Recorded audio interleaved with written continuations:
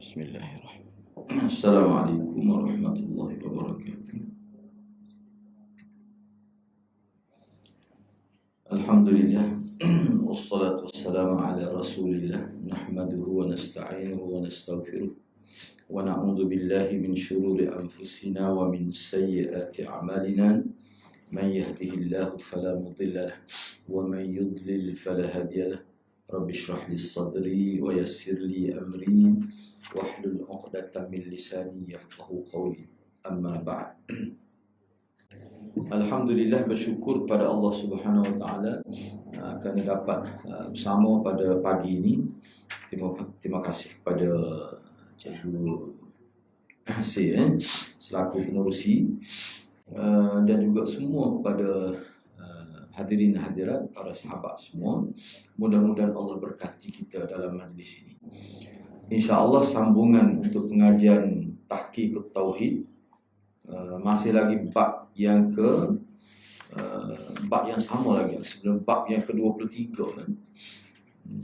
Di bawah tajuk sesungguhnya di kalangan umat ini ada yang menyembah berhala. Ini isyarat dan sebenarnya ada hadis yang menyebutkan seperti tajuk ini, yang mana Nabi sebut bahawa umat dia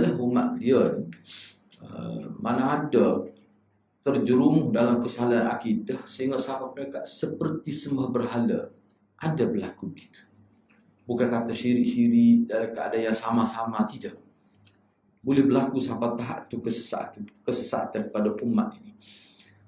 Kenyataan-kenyataan sedemikian adalah merupakan satu bentuk peringatan Nabi pada kita. Kena jaga molek. Tauhid ini kena jaga molek sebab dia punca bahagia dan celakanya manusia di hari akhirat. Sebab orang yang rosak akidah di muka dunia ni nampak tidak terjejah sangat kehidupannya. Lalu makan apa tu lah. Kau gemuk ada. Tak ada apa-apa. Perniagaan apa tidak merosot. Buat amat pakai setengah tu lebih untung. Jadi kau gitu, dia boleh menyebabkan manusia jadi lalai, jadi dia tidak rasa berat. Tapi di hari akhirat, terjejahnya kalau rosak akidah, menyebabkan jadi terkeluar daripada Islam, kadar terjejah tu sehingga tak boleh masuk surga, kekal dalam neraka. Na'udzubillah. Ini pentingnya bab akidah ni kena jaga. Rosak semaya, tak semestinya puasa rosak. Boleh jadi semaya dia waktu ya rosak kerana silap wuduk dan sebagainya. Hak lain tak rosak. Tapi hak ni, hak orang panggil tauhid ni, kalau dia rosak, dia akan hilang semua kebaikan kita. Mana kalau mati dalam keadaan tak sempat mengucap, dalam keadaan tak sedar, mati tak sempat kita tajdid tauhid itu, mati dalam keadaan tidak Islam. Na'udzubillah min zalik. Minta berlindung kepada Allah lah daripada kesalahan begitu sekali. Baik, cuba kita tengok faedah. Faedah ni maknanya bahagian akhir lah. Selepas ni ada kesimpulan. Faedah ni maksudnya faedah terhadap dalil ni, dalil yang kelima ni. Riwayat Sauban, muka surat, kalau kitab saya muka surat 250. Dan kesimpulan ni kesimpulan dalil kelima. Innallaha zawaliyal ard. Innallah zawaliyal ard. Dah tu pun kita bincang dah. Cuma anak sana kena baca sekali lagi terjemah saja. Takut tak ingat. Tak ingat dia punya perbincangan dulu. Sebab kita nak bincang ni kesimpulan hadis ni. Anda baca terjemah saja. Sesungguhnya Allah Subhanahu wa taala telah membentangkan bumi kepadaku sehingga aku pun dapat melihat belahan timur dan belahan barat. Dan sesungguhnya umatku kekuasaannya akan mencapai belahan bumi yang telah dibentang kepadaku. Yang Islam selepas Nabi wafat, dia akan tersebar seluruh dunia. Itu isyarat. Sebab Nabi tak sempat dengan semua itu. Dan aku telah diberikan dua perbendaharaan, merah dan putih. Merah ni isyarat pada jatuhnya kerajaan Parsi itu. Dan putih itu isyarat pada jatuhnya Rom. Semua jatuh di tangan sahabat. Mana gerakan tauhid itu tersebar sehingga jatuh kerajaan Majusi, jatuh kerajaan Rom itu. Aku meminta kepada Tuhanku untuk umatku agar mereka jangan dibinasakan dengan malapetaka, bencana yang berpanjangan, Dan jangan seperti mana dulu berlaku pada masyarakat Nabi Nuh. Sampai mati semua. Tinggal yang ada atas kapal. Mana air banjir sampai menenggelamkan bukit yang tinggi. Janganlah jadi begitu pada umat aku. Kita kata kena tsunami itu berada tapi tidak menyeluruh. Pokok mana pun. Dan jangan dikuasakan kepada musuh selain daripada kaum mereka sendiri. Sehingga musuh itu nantinya akan merampas seluruh negeri mereka. Sesungguhnya Tuhanku berfirman, wahai Muhammad, bila aku telah menetapkan sesuatu, maka ketetapan itu tidak boleh ditolak. Dan sesungguhnya aku telah memberikan kepadamu untuk umatmu, agar aku tidak membinasakan mereka dengan malapetaka, bencana alam yang berpanjangan. Allah tidak buat itu, kecuali kiamat. Dan agar aku tidak menjadikan seorang musuh berkuasa ke atas mereka dari selain kaum mereka sendiri, sehingga musuh itu merampas seluruh negeri mereka. Maknanya kalau ini kena beringatlah. Mana keruntuhan umat Islam kadang-kadang kerana kelemahan umat Islam itu sendiri. Sekalipun manusia yang ada di seluruh belahan bumi berkumpul menghadapi mereka, sampai umat itu sendiri, sebahagian mereka lah sebenarnya yang menghancurkan sebahagian yang lain, dan sebahagian mereka menawan sebahagian lain. Ini isyarat pada umat Islam ini, antara peristiwa akhir zaman yang berlaku, umat Islam balas sama sendiri. Jadi keruntuhan mereka itu bukan kerana orang kafir sangat, kerana mereka sendiri. Kadang-kadang orang Islam bersekongkol dengan orang kafir. Itu memang berlaku pun, telah berlaku dalam sejarah dunia ni. Itulah kesimpulannya. Yang pertama, kena dengan hadis. Yang pertama, terjadinya syirik di kalangan umat Islam dan bantahan atas orang-orang yang mengingkarinya.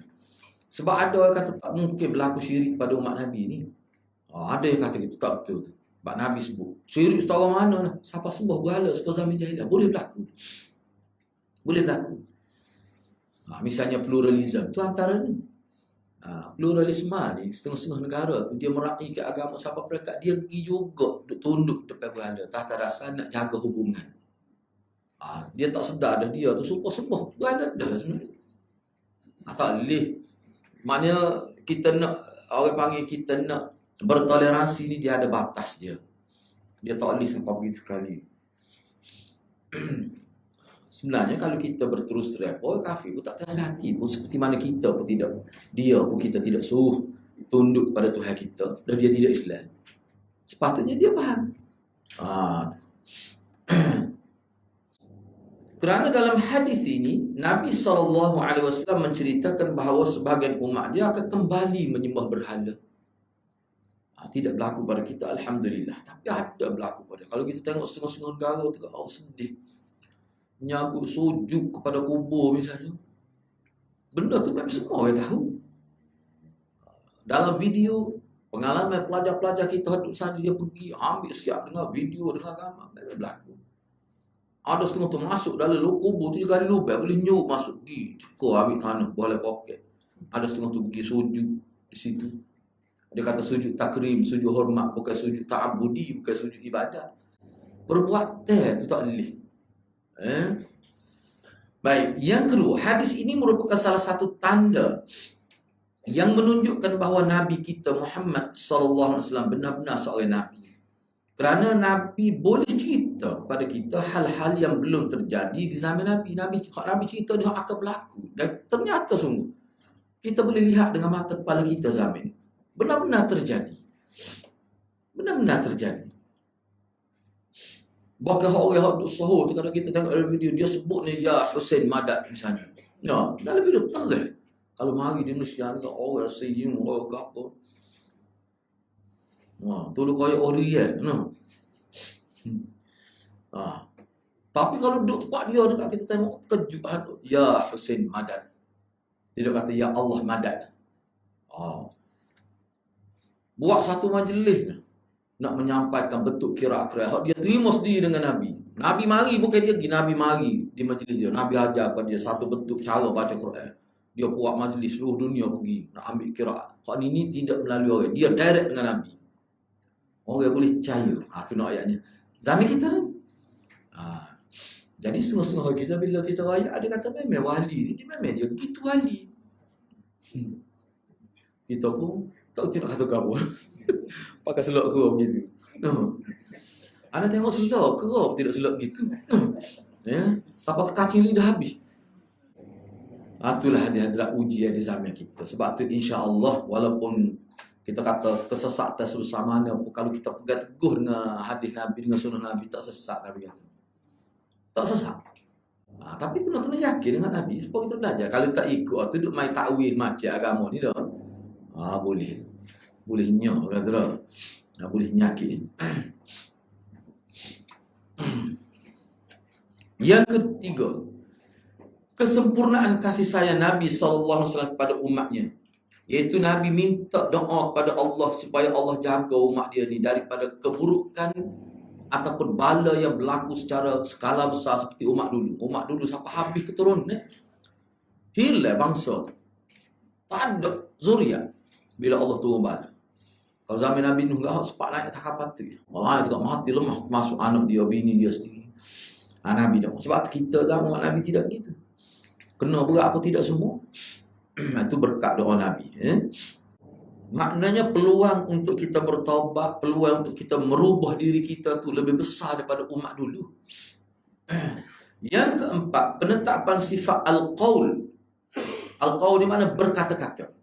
Mana berdasar pada hadis ni, Allah ni ada qaul, ada bercakap. Ada perbuatan dalam bentuk berkata-kata, bercakap, ada pada Allah yang sesuai dengan keagungan Allah. Lagu tu semua ahli sunnah ni, para sahabat pun dia akan sebut sekadar yang Allah sebut, tanpa mentakyifkan bagaimana. Misalnya Allah ada tangan, tangan lagu mana tangan, wallahualam. Sebab tu kita tak jumpa ulama kita kata Tuhan ada siku, tak ada. Sebab Tuhan tak kata sekadar beti kaki tu ada, gitulah. Lepas tu orang tanya lagu mana, tak tahu. Tak ada seorang ahli sunnah ulama lah khususnya, kecuali hak sesat. Dia kata mana Tuhan ni ada pohon. Nak apa? Nak ada kaki mana tak ada pohon. Tak ada ulama kita salah gitu. Kecuali orang yang bermasalah. Dia kata kalau Tuhan kata kalau ada beti mesti ada lutut, ada pohon. Dia nampak pohon cik dia, itu masalahnya. Dia Tuhan ni dia bila sikap sahabat dia tak penting bagi dia tu. Tuhan kata kita gitu. Sebab Tuhan tak usah fikir. Sayyidina Ali kata tafakkaru fi khalqillah la tatafakkaru fillah. Mu nak maju kena fikir tentang kejadian Tuhan, jangan fikir tentang zat Tuhan. Zat Tuhan tak perlu fikir, beriman saja sebagaimana yang disebut dalam nas, sesama masalah. Sebab tu dia tak sibuk masalah tu. Kita ni nak hari sebut tu. Waktu mula tu kekau kan. Ya, macam-macam tak berat sebab itulah banyak juga kita jumpa dalam kitab. Salah satu cara syaitan nak merosakkan hubungan sama-sama Islam ni, dia suruh kita bincang benda Nabi tak suruh bincang. Benda kita percaya saja, tapi dia nak bincang supaya bincang kita pekoh. Rosaklah tu tadi. Sebab itulah anda nak tengok hak ni lebih menenangkan kita. Mana-mana ayat yang berkait dengan zat Tuhan, sifat Tuhan, yang zahir nampak serupa dengan manusia, kena refer pada ayat laisa kamitsli syai'. Kena pergi situ belakang. Sesat masalah. Kena pergi situ. Anda tengok semalam ada seorang ustaz, doktor dia berkat PhD dia. Mana dia menimbulkan fitnah dalam masyarakat. Orang-orang Wahabi ni dia kata menyamakan Tuhan dengan makhluk. Tuhan ada tangan, Tuhan ada kaki, Tuhan ada tapak kaki. Ada orang kata Tuhan ada tapak kaki. Tak ada seorang apa. Kaki tu ada. Muka Quran sebut sak. Apa ada? Dia sebut tapak kaki, lepas tu dia sebut banyak dia sebut benda orang tak kata dia kata. Ni maknanya dia cuba menimbulkan fitnah dalam masyarakat. Berdosa besar tu. Berdosa besar. Tak boleh kita kata ni. Sebab tak ada. Kalau di Malaysia mana-mana orang Islam kecuali orang sesat. Misalnya kalau Syiah, dia lah benar kita ada anak baca kitab dia kata Tuhan ni ada abdomen. Tuhan ni ada abdomen. Ada tubuh ni. Sebab dia fikir lagu mana tangan kaki ada tubuh satu. Nak cantum lagu mana? Dia kata gitu. Dia kata nak bercantum lagu mana? Akhir sekali dia kata, cumanya dia kata, pandangan ulama-ulama usul dia, antara sini tempat teluk ni, sampai ke kemaluan ni, tubuh tak ada, tapi dia kosong, tak ada organ Tuhan. Apa begitu dia sebut? Tak ada kuda, kita makan kata lain. Kuda tu lain. Tak ada limpo, tak ada hati, tak ada jantung. Oh, tu dia kata kosong gitu. Seperti sekut, tak ada sekut.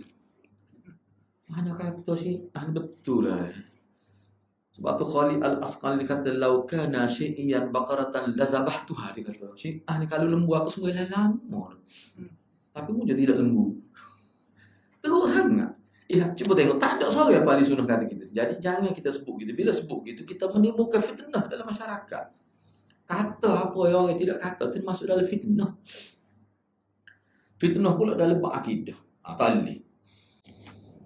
Jadi Allah ni ada berkata-kata. Lagu mana tak tahu lah. Kita tak nak ayat tu. Tapi setakat tu yang kita tahu dalam nas. Yang kelima, hadis ini merupakan hadis peringatan kepada umat Islam dari perselisihan dan pertentangan. Kerana kebinasaan mereka disebabkan mereka bertempur, berperang, berbantah. Kita kata bala, selalu berbeza pandangan. Selalu berbeza pandangan. Hak tu yang menjadi punca. Berbeza pandangan ni tak apa, tapi canggah sombong. Dan dia tak boleh raih perbezaan. Tak ada istilah perbezaan besar, perbezaan kecil, perbezaan forum. Tak ada beza. Dia kira serupa pula. Tu rasa. Tak boleh lagu tu. Sehingga anda tengok setengah-setengah hari kita ni. Bila guru kita lah Maulana kata bahawa akidah ni pun ada juga forum akidah. Hak tu pun dia betul parah. Macam-macam dia kata. Apa dia kata bunyi ahli sunnah. Ada juga mana akidah ni forum. Itu jadi masalah. Sedangkan kalau kita tengok kitab ulama kita ada beza berakidah, tapi mana hak tu forum kan.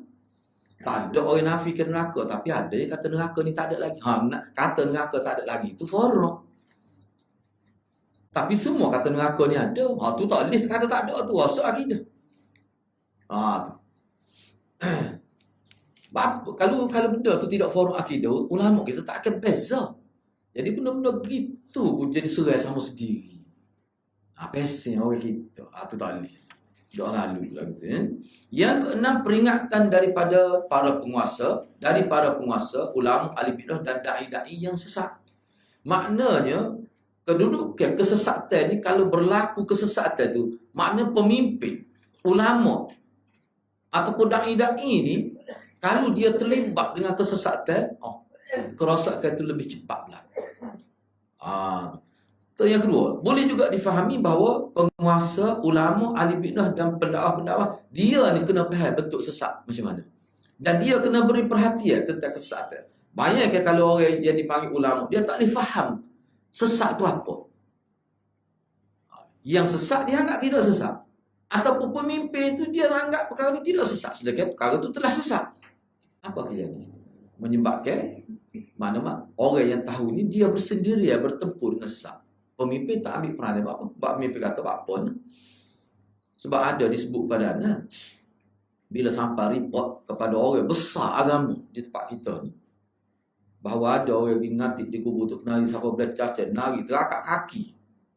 Cuma tak nampak sepatu Cina lagi, tapi terakak ada kaki tu. Patu giwak sambut haul di kubur tu kenali. Dia kata mana? Apa salah ni? Itu salah satu nak memperkenalkan tokoh. Dia jawab gitu. Rupanya termasuk dalam memperkenalkan tokoh, hajak pergi ngatik, nampak-nampak kubur, pergi buat haus sambut hari mati tu. Bagus kata lagu tu. Bagus lagu tu. Kalau lagu tu ada hadrat berat ni. Jadi ulama duk bincang kubur ni, punca masa jadi sesak kubur ni, ada kitab khususnya. Dan ada 3 kitab. Kuburiyah fi Hadramaut. Pemuja kubur di Hadramaut. Teman kita, tebal pada kita ni. Taklif kita dengar. Anak baca. Kejutlah kita ni, dia bincang khusus tentang di Hadramaut. Tak tahu ada terjemah ke tidak. Nama dia kita Kuburiyah fi Hadramaut. Ada orang yang kata ada. Jangan keren tulis.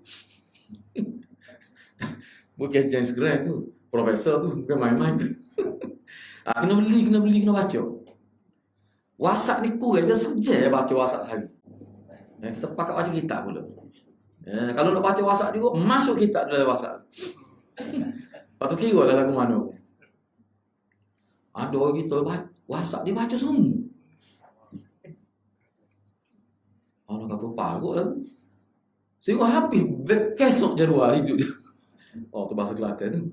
Kesok habis jadual hidup. Buat baca WhatsApp. Dia tak perlu baca semua kan 40 grup WhatsApp ni. Nak baca semua tu lepel dah dia. Kau ikan baca WhatsApp. Berat.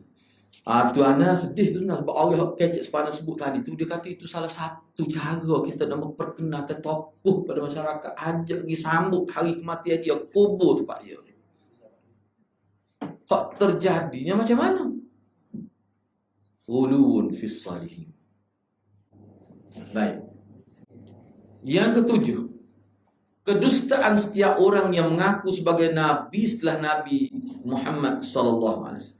Mana hadis ini juga mengisyarat bahawa maknanya walaupun dia tidak sebut secara terang, tetapi makna boleh sampai ke tahap mana ada di kalangan umat Nabi ni siapa mereka mengaku jadi nabi atau dusta siapa tak tu.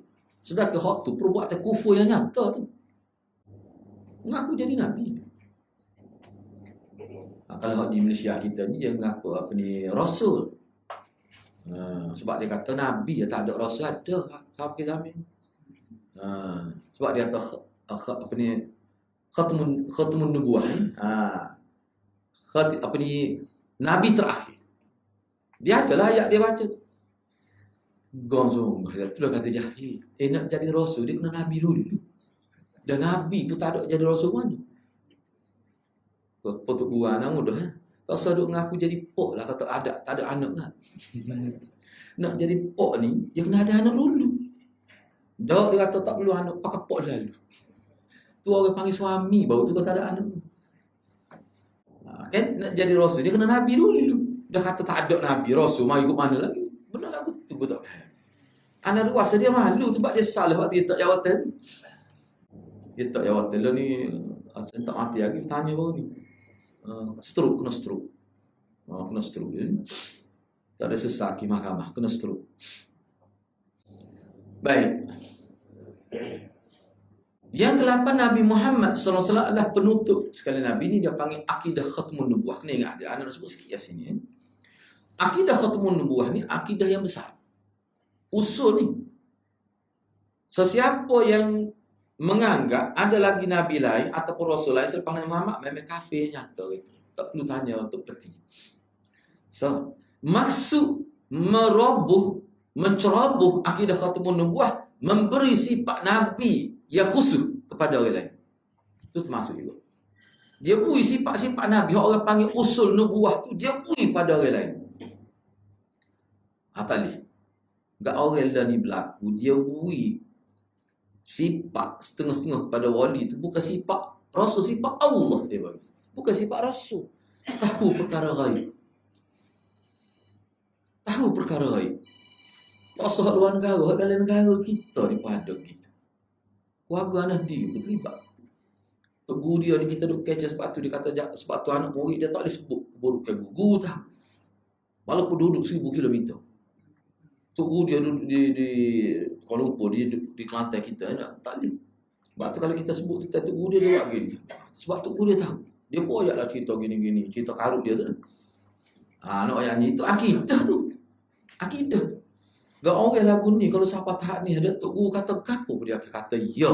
Sami'na wa ata'na. Tok guru dia kata gapo dia percaya kalau siapa tahap. Ni bahaya dia ada. Itu maksud penutup tu ada sebut secara ringkas lah. Secara ringkas. Yang ketiga, ni lagi hak nombor 8. Salah satu termasuk memberi sifat Nabi kepada orang lain adalah dengan menganggap orang itu tidak berdosa.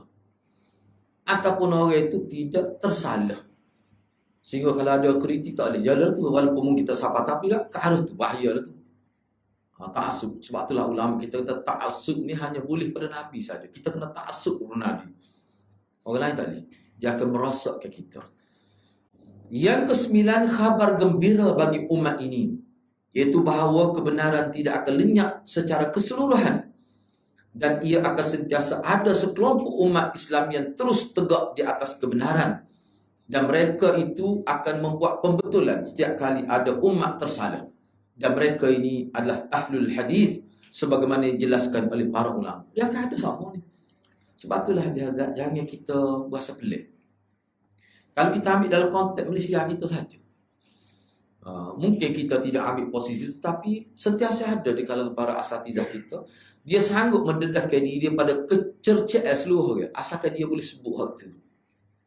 Kadang-kadang dia buat video, dia kata hak ni tak tu, apa? Oh, yang pemaruh dia. No, siapa kata jenis ustaz gila debat, misalnya kata macam-macam tu, tak pun. Sebab hak dia sentuh tu benda-benda boleh mengelirukan masyarakat. Setengah-setengah kuliah tu siapa hadis plus tak pernah pun minta maaf. Tak pernah pun buat pembetulan. Dulu hadis saya dulu memang tersilap. Pada terang mau tu. Terang salah. Tapi bila orang kritik, orang lain marah, dia senyap. Sepatut wajib dia buat pembetulan. Dosa besar dia tu. Selama mana orang percaya pada dia rakyat tu, selama tu lah dosa dia boleh. Siapa bila-bila, tu orang panggil dosa jariah dia. Dosa yang betul. Kalau dia mati pun, boleh lagi. Sebab tu dia kena betul. Sebab tu ulama kita ramai tarik balik kenyataan. Siapa ada kau jadinya, tu dia tarik balik hak dulu, pandangnya dulu. Tapi dia rasa ada lagi yang lebih tu. Okey, hak tu saya tolak, ambil hak baru. Dia buat kubik kenyataan baru. Maknanya kita jumpa lagi tu. Gitulah hati-hati. Baik, seterusnya kesimpulan daripada bab ini secara keseluruhannya.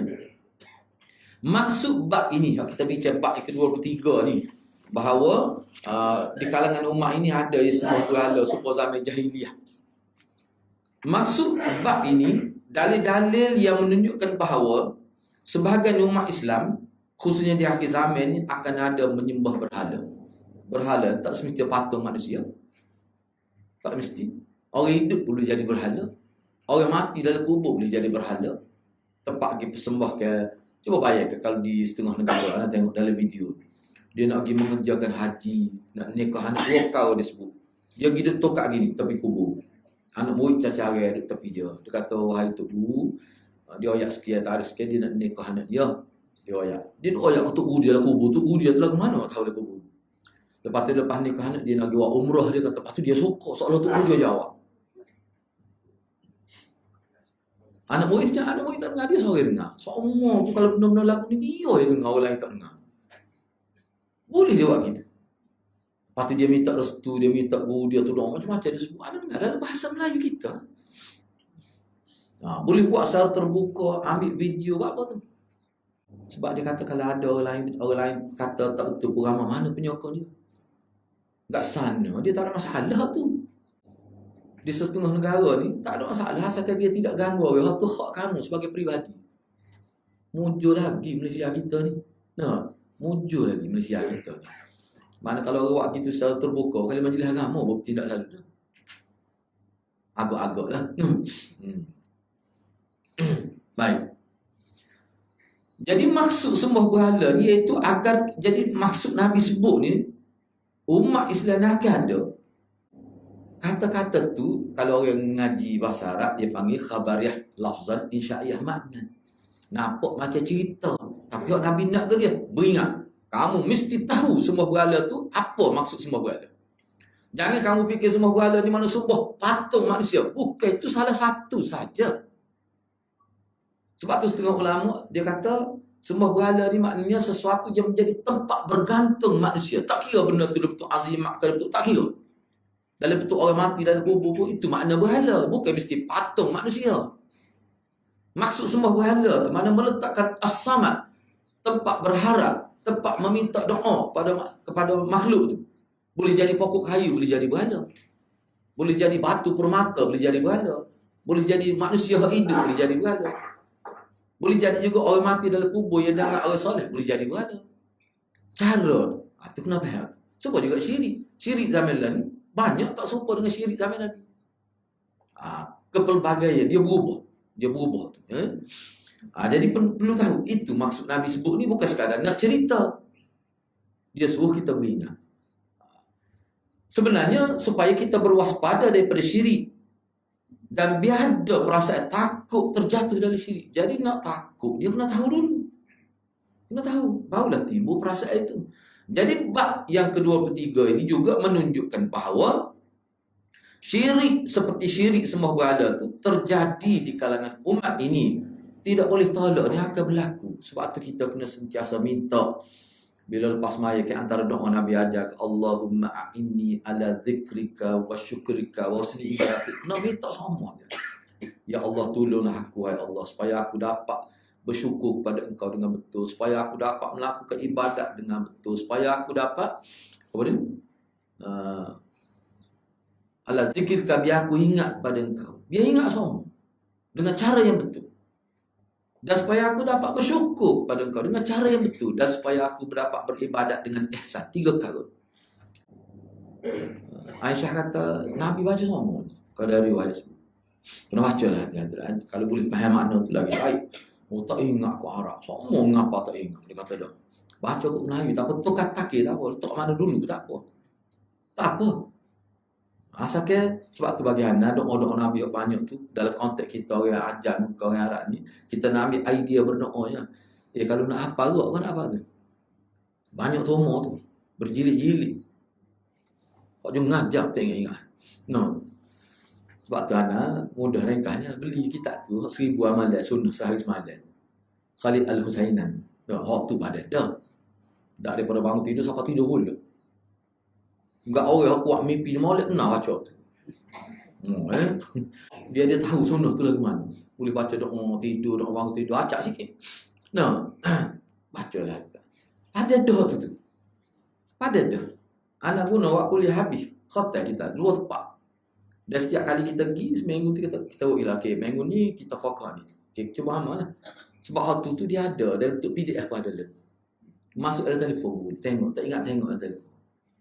Sebab tak nak kata ku yang WhatsApp tu tengok tu. Cuba tengok lagi.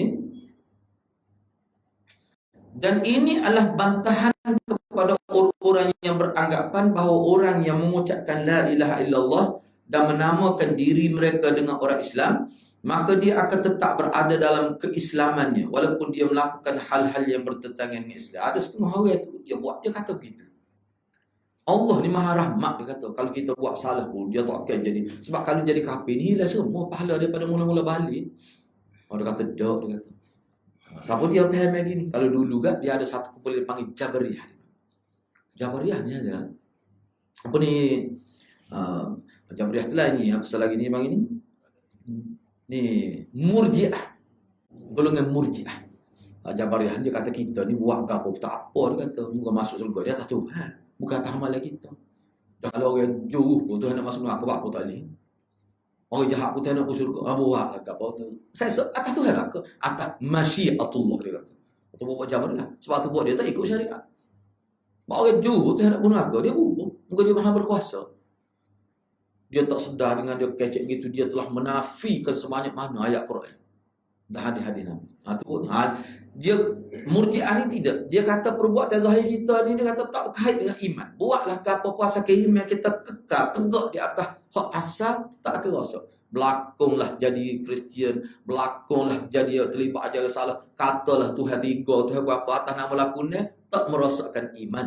Ni dia panggil pokok Murji'ah. Sebab dia kata iman ni hak dalam, dia tak berkait dengan lidah, tak berkait dengan anggota zahir. Hak ni lah yang orang berlakon tu. Sampai cerah dengan lafaz cerah kepada bini, sebab dia berlakon sekelami.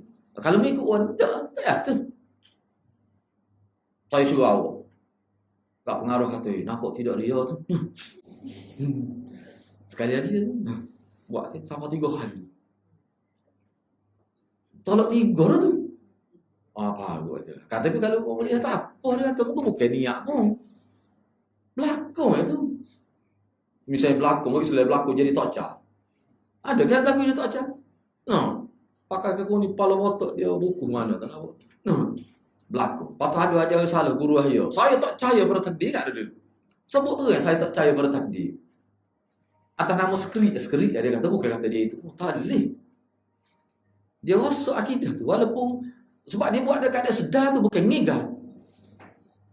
Tu kan. Tapi Murji'ah apa? Tu memang salah besar. Tapi ada yang kata gitu.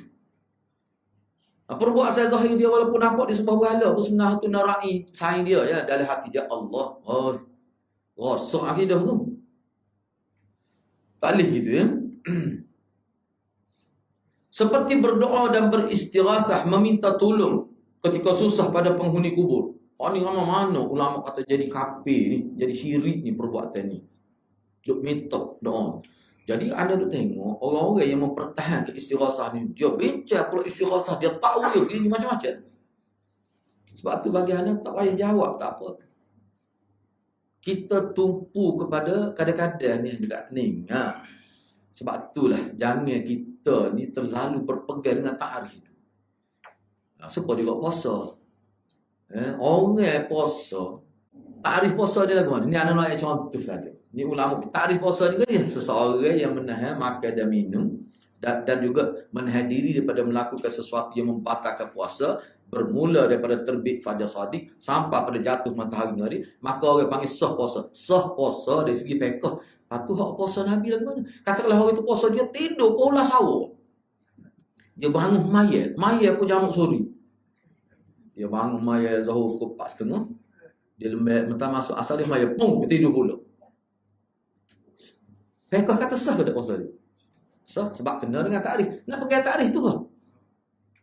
Nak beramal puasa dengan takrif tu? Boleh lah, tapi sekadar sah, tapi tak ada kelebihan apa satu.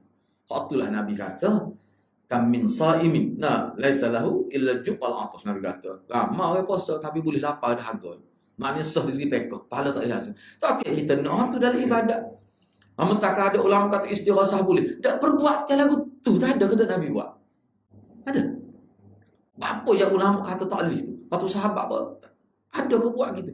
Patu hak puak-puak buat gini, puak mana asalnya? Yang mula-mula buat kerja siapa mana? Kalau puak-puak Syiah istighatsah ni adalah kehidupan dia. Apa jadi serupa sangat dengan puak-puak Syiah tu? Apa jadi serupa sangat dengan puak-puak agama lain tu? Apa jadi tu? Tiba-tiba tak serupa langsung dengan amalan sahabat. Sahabat tak ada satu pun sahabat pergi beristighatsah per Nabi. Ulama minta dalil siapa kali? Mari. Moga Madinah tu tempat sahabat paling ramai Madinah. Ada ke dia pergi jumpa Nabi, berlaku kemarah, berlaku pertelingkahan. Bila perang antara sahabat pakak tanya Nabi, "Wayak gak Rasulullah, mana betul yang terdua kumpulan?" Tak ada pula bunyi gitu. Padahal kalau nak kiranya waktu itulah waktu yang paling perlu pada tanya Nabi. Tak payah saya nak kira, kubur Nabi lagi. Muka bilik Aisyah masa tu tidak tertutup sekolah ni. Tak ada berlaku. Siapa perang beribu-ribu. Perang Siffin tu nak kata 5,000 mati. Sahabat dengan tabi'in. Tak ada seorang bersahabat kita tanya Nabi.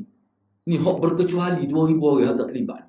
Termasuk Ibn Umar. Kita tanya, wahai Rasulullah, mana di antara Muawiyah, Sayyidina Ali, mana ni? Sama-sama sahabat tu. Tak ada.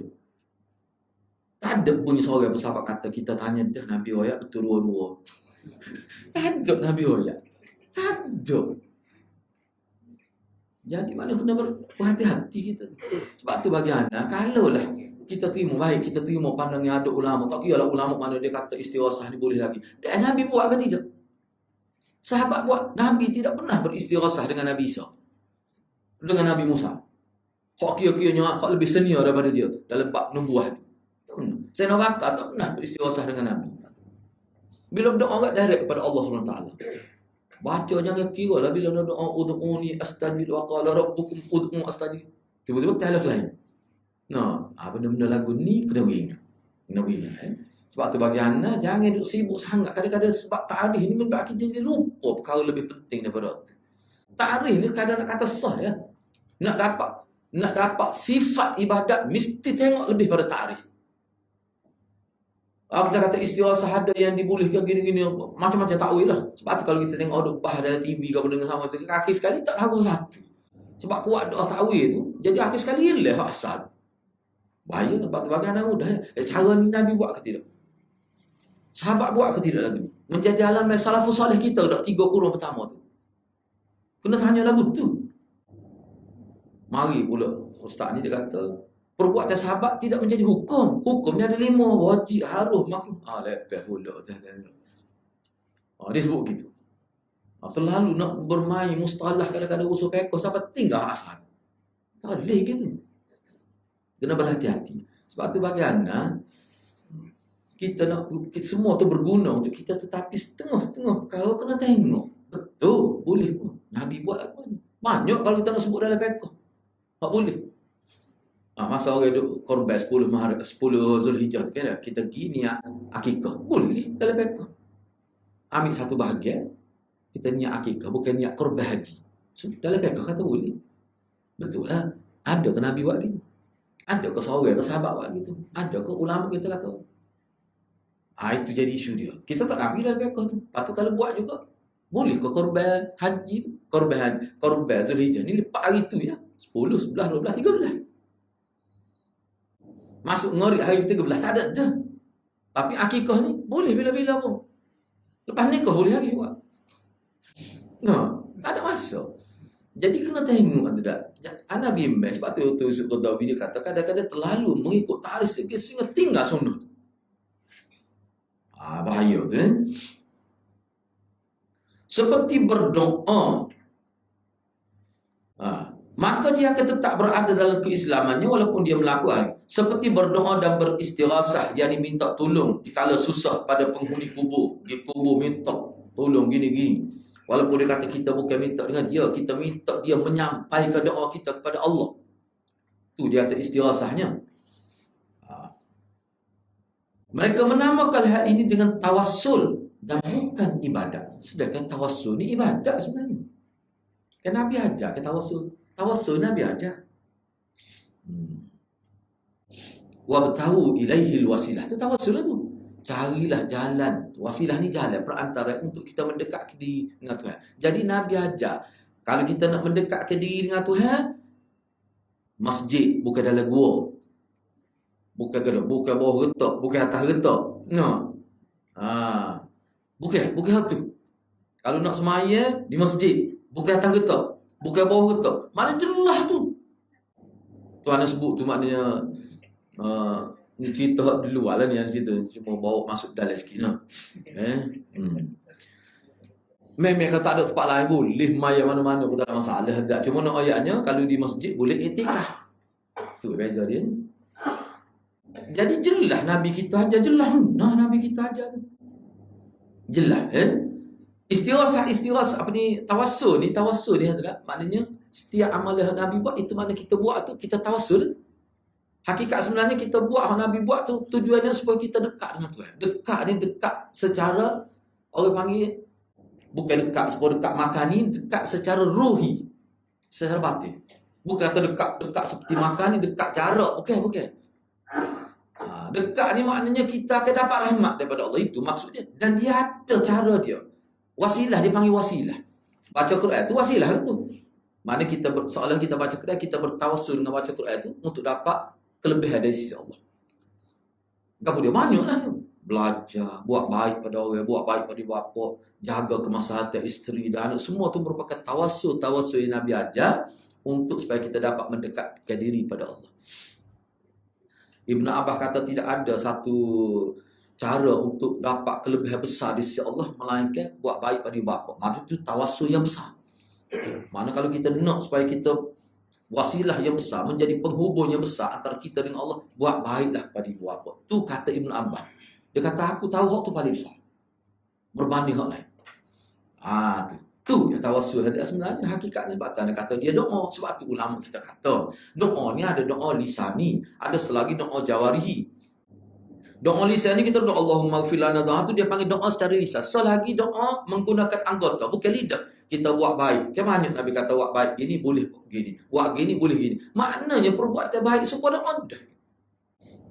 Cuma bukan dalam bentuk lisan ni. Tu semua terhadap sebenarnya wasilah. Sebab itulah anda tengok dia salah satu punca maknanya sistem pengajian masyarakat di masjid ini dia tidak jelas. Jadi bila dalam Quran sebut wabtahu ilaihil wasilah, kita kena cari wasilah. Buat wasilah untuk supaya kita dapat capai redha Allah. Wasilah tu mesti daripada Nabi. Mesti daripada Nabi. Kalau tidak daripada Nabi, bagi anda tidak iktiraf sebagai wasilah. Wasilah ni tawassul tu. Jadi kita kena ingat benda tu. Baik kita katakanlah. Kita buat andai. Baik kita kata dah ada ulama kata boleh tak boleh lah kita. Baik kalau tak ambil hal tu tak ada ke tawassul dan bentuk yang lain. Beribu lagi. Tak sahih. Hak tak ada khilaf. Hak tak ada bahaya.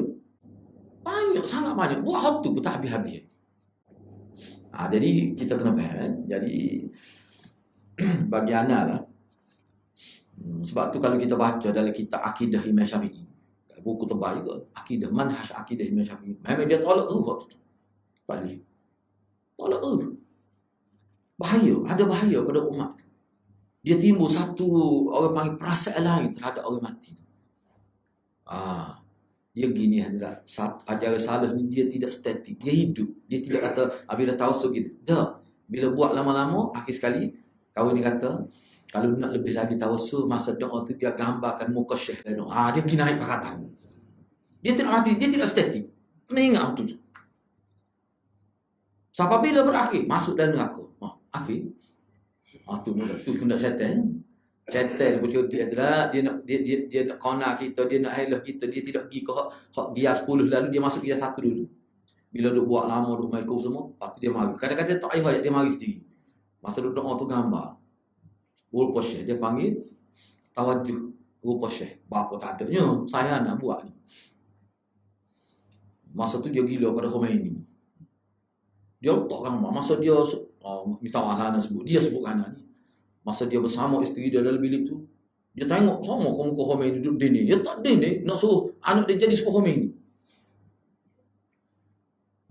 Siapa anak kata ke dia, tu mau gila orang kata. Betul balas mana? Lama lepas tu, dia berubah. Dia benci sungguh pada Tok Guru kita Maulana.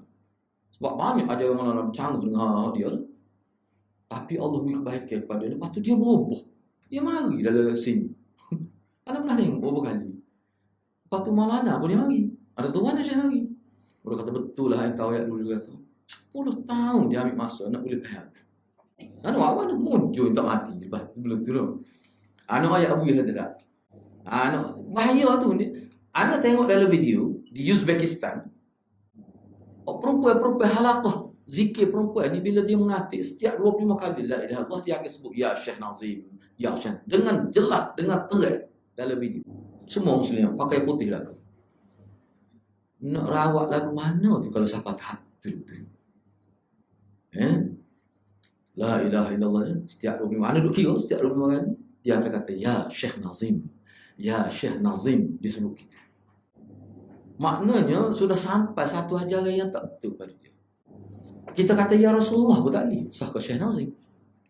Tuhan tidak bahaya tu. Bahaya tu. Kalau bagi setengah-setengah buku anda baca, dia kata kita menggambar ke rupa Syekh kita ni wali orang soleh ni sebagai tawassul. Konteks tawassul masih dalam bab tawassul lagi. Tak boleh adalah. Sedangkan Nabi kata bila beribadat ni seolah-olah seperti kamu nampak Allah, bukan nampak tu wali kamu tu. Seperti nampak Allah, kamu tak boleh bayar kayak gitu takut jadi bahaya. Lalu dia kata memang nampak sombong dia kata. Kalau tak boleh bayar kayak gitu, mu kena yakin bahawa ketika kamu hidup ni setiap saat Allah sedang melihat kamu. Tu dia panggil istilah apa dia? Ihsan dalam ibadat. Ataupun dalam istilah lain dia panggil dia ada satu istilah lagi. Muraqabah. Muraqabah. Tuan Nabi ajar. Ni gambar muka Syekh. Lagu mana lagu tu? Itu bahaya. Kalau tergambar muka anak, apa anak lagi? Dia kata apa saat dia nak nampak muka saat dia. Anak tak yang segelah dia boy. Bahaya ni. Atau gambar Yusuf dia parut lagi tu. Tak lihat dah. Kena jaga ibadat kita ni, kita nak bawa jumpa Tuhan. Hak tu maksud mahkamah Allah hak tu. Buku catatan malaikat jadi saksi, bulu roma jadi saksi, dan sebab kita masuk surga, masuk neraka, dia ada berkait dengan amalan. Dan mahkamah Allah ni ulama kata betul-betul Allah nak buat keputusan terhadap hidup kita. Dulu atas dunia banyak khilaf gini, hak dikata gini, dia berakhir dengan Al-Hakam indallah, Tuhan Al-Fattah itu. Allah buat keputusan, muktamad, tak ada siapa boleh bangkit.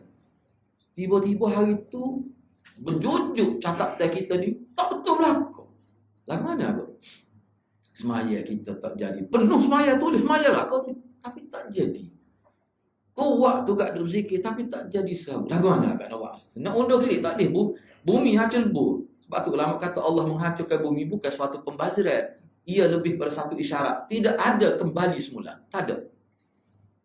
Tidak ada lagi peluang kedua. Itu maksud isyarat sebab bumi pun hacul bu lagi. Hacul bu habis. Itu salah satu isyarat. Kita kata wak bazir tu. Wak.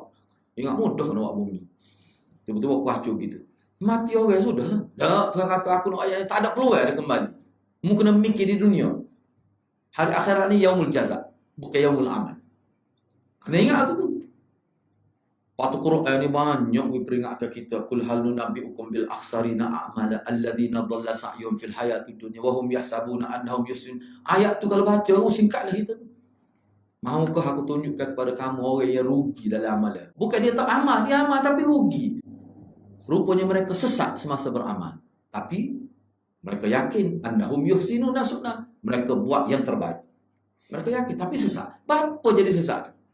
Yakin molek. Orang buat bid'ah semua dia yakin, sebab tu dia sanggup balah dengan orang. Itu bahaya tu lah. Sebab itulah hadirin. Islam letak kaedah tauhid sesat, dia panggil ittiba'. Ittiba' ni satu kata kunci, satu kaedah supaya kita tidak sesat. Ittiba' dia panggil.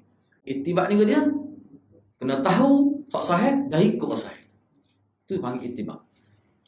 Kalau takwil, punca kemusnahan Bani Israel kerana takwil ajaran Nabi. Kalau kita takwil juga, kita akan menerima nasib yang sama seperti Bani Israel.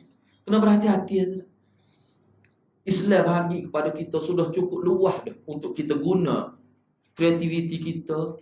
Allah SWT cukup luas dan memberi hak kepada tes kita, kepada kemahiran kita. Nak buat rumah lagu mana buat lah. Mu nak beli pakaian lagu mana beli. Allah buka seluas-luas dah untuk memenuhi Allah panggil cita rasa kita. Tapi dalam agama tak boleh. Agama tak boleh, aku tak benar. Hak lain lah. Misalnya kalau ada muslimat kita kata, Ustaz, anak nak pakai kimono, mari ngaji. Pakai kaki. Tapi kena tutup aurat. Lepas tu kain tu kena jahit dah sikit. Lepas tu, nampak pak segi terbelakang tu. Orang tengok, ikut dia. Tak apa, boleh. Mari terang kan. Terang, mari pakai kimono. Apa ni, bukan kimono. Kimono. Mari, minggu depan, mari pakai. Dia pak segi terbelakang. Dia tetap kita tu. Boleh atau nak pakai boleh. Asalkan menutup aurat. Maknanya Islam bagi pada kita nak guna kecerdasan minda kita dari segi kreativiti inovasi dah boleh. Boleh. Tapi agama tak boleh. Hak ni aku tak benar. Hak ni mu kena ittiba'. Mu kena ikut hak Nabi aku. Hak lain aku beri kebebasan. Tak ada hadirat mana-mana agama yang membuka peluang kepada umat dia bebas seperti Islam tak ada. Tak nak pakai piyah boleh, tak si pakai boleh, pakai topi pun boleh, perempuan nak pakai telekuk lagu setengah tu dia beli kalau nak cekik gitu, kok apa pakai kaki dah. Dan dia suka cekik gitu. No, asalkan menutup aurat tak apa, kerana dia tunggu sejam baru siap. Ping saja 10 kali. Ngepik saja. Tak apa lagi, dah cakap tak. Tuhan buka orang jantan pun gitu juga. 10 pesen. Tukar mati tak apa, asalkan menutup aurat, kena dengan etika berpakaian. Dia ada agama sebebas tu. Orang alim pun bebas nak pakai lagu mana. Orang panggil agamawan. Tapi dalam agama lain tak boleh. Bila kata Rijaluddin, dia kena pakai gini. Dan orang lain tak boleh pakai. Islam tak. Pada hok jahil, potong petiduh kita tengok. Tak apa. Anak tidak kira lah kita pekoh kata sapat tukar tu tak boleh lah kita pekoh sebut. Jadi pasif. No. Jadi kita pekoh harus sebut. Yalah. Anak kena dah ni ada ni. Tak ada buku kita tak ada. Kita pernah hadis seminar. Ada orang suhana jenis tu takut ni tempat tengok macam tu peti lah ke kita ni. So dia naik, baca Quran pagok dia. Kita tu nyesal pula aku tak naik. Sahabat buku takut dah semua naik. Tu mau baca Quran sah dak mai tu. Tengok apa pakai dia kita geru nak jadi tu imam. Anak tak naik. Dia pun naik lalu dia. Ingat apa kali ni? Guru kita tak ada lagi. Sekali dia yang kan anak sudah yang tanah ini. Orang mana tahu. Tulis itu mau makan tu. Tak apa dia tak apa. Misalnya kita nak pakai subah kuah kekong. Tak apa boleh. Pekong bunyi dinding. Boleh tak masalah. Islam kita tak lari hati. Tapi bab ibadat tadi. Awak setinggi mana ilmu ku awak kena ikut Nabi. Awak serendah mana ilmu awak kena ikut semua kena ikut Nabi. Nujuh Nabi. Tadi. Sahabat mana pun siapa saya nak bakar pun tak boleh buat ibadat. Tak boleh. Tak boleh. Tu kemah ajaran kita. Tu standard agama Islam. Kalau kita ubah sikit ya, sudah rasa lah. Sebab tu saya normal bila ada orang buat sikit yang tak serupa. Dia pegang lah. Mau buat gini ni aku tak faham ni. Aku duduk dengan Nabi SAW, aku tahu. Cuba ya, hadis mana? Dia pegang ni sini ni. Oh ya. Dia pegang. Kalau saya nombor besar, tak lepas dah. Kalau ada saya nombor tak tahu. Lama ke lima tu. Siapa dia suruh mai atas ni? Atas ni. Siapa dia suruh mai atas ni? Mesti dia tanya. Atas ke dia Ustaz? Anda tak kata tu. Atas masjid. Mu kena mai dalam masjid, bukan atas masjid. Dah belum dah gitu hadirat. Sebab tu bagaimana kita nampak macam tak ada apa dah. Kalau dia macam-macam dia boleh berlaku. Sebab tu tak di agama ni. Agama ni hadirat sebab tak ada sebut anak royak sana tu dah. Sebab dalam buku yang anda baca memang ulama kita sebut benda tu. Cuma anda sebut dalam bahasa mudah. Tak ada satu agama yang meraihkan tes penganut dia citra semua melebihi Islam. Maka boleh berlaku nak makan ke dia. Asalkan halal. Kalau ada ciri-ciri halal baru tadi. Asal saja start dengan boleh lah dia makan. Pakaian dia pun dia start dengan boleh. Tak boleh kalau ada dalil. Kalau ada ciri-ciri yang tak boleh baru tadi. Maknanya luar lah. Sebab tu kita berhak cipta makan dia. Ni bid'ah ni start makan dia ni baru buat kemarin. Tak apa bid'ah dia makan dia. Itu hasanah tu. Kalau sakit perut mu je. Apa curah perut tak apa. Lepas tu bol makan. Tapi dalam bab ibadat tadi, hak tu Nabi tak benar langsung. Kemah agama kita. Tu nak ayat agama Islam dia. Sebab tu kalau kita pergi mana-mana berpakaian beza tengok maya serupa. Kalau ada beza sikit-sikit. Tak sikit tu dia panggil hai'ah, tak apa hai'ah. Benda duduk gini sikit hai'ah tu tak apa tu. Tak ada orang main duduk gitu, ada orang Islam duduk. Tak ada. Bahkan kita tengok, anak duduk perhati. Bukan kita duduk mengaji tengok. Kita duduk di masjid ada nak cari orang akak takbir gini pun tak ada. Moga dalam hadis sebut dia tak boleh lepas kepala kan. Sekat ni. Kalau ni sekat ni. Kalau paling tinggi sekat ni. Tak boleh lebih. Tak ada gitu pun tak ada. Kecuali hak waswah. Alladhi yuwaswisu fi itu adalah lain. Sebab tu setengah ulama kata ni kena letak khusus masjid. Nak masjid ternama Masjid Yuwaswisu fi dia. Jak daripada tu email siapa semua bapak Yuwaswisu fi belakang. Tu tak apa letak sebut dia ni. Tak apa dia situ. Kena pilih-pilih. Tapi ustaz ni pun berat juga sebenarnya. Tak apalah dia. Aku anak tekan sangat waktu tu biar kita mari berasa tu. Buat ibadat ni tu lagu ni kena ada. Hak lain bebas nak makan gapo, pakai gapo, kereta lagu mana tak apa. Tapi ibadat tadi apatah lagi akidah. Sehingga bahasa bersih pun kena kata alhamdulillah. Tak boleh baca doa lain. Saya Nabi pernah dengar ada orang baca doa lain. Doa Nabi dia kata masuk ngaku buat kerja lagu. Saya Nabi. Kita kata kasar tu. Kalau zaman kita kecek lagu tu ke tak tahu dia tu. Wah, nak kasar ni mon. Kau itu pun jawab dia kata hak saya baca doa ni Nabi aja betul tapi bukan letak situ. Hak sunnah Nabi bila bersih kata alhamdulillah. Orang lain kata yarhamukumullah. Mu baca doa lain di tempat lain itu sudah menyalahi sunnah. Tu orang panggil orang jami syurga tu. Lagu tu cara hidup dia. Kita ni dah. Kita ni pakai kaedah mana?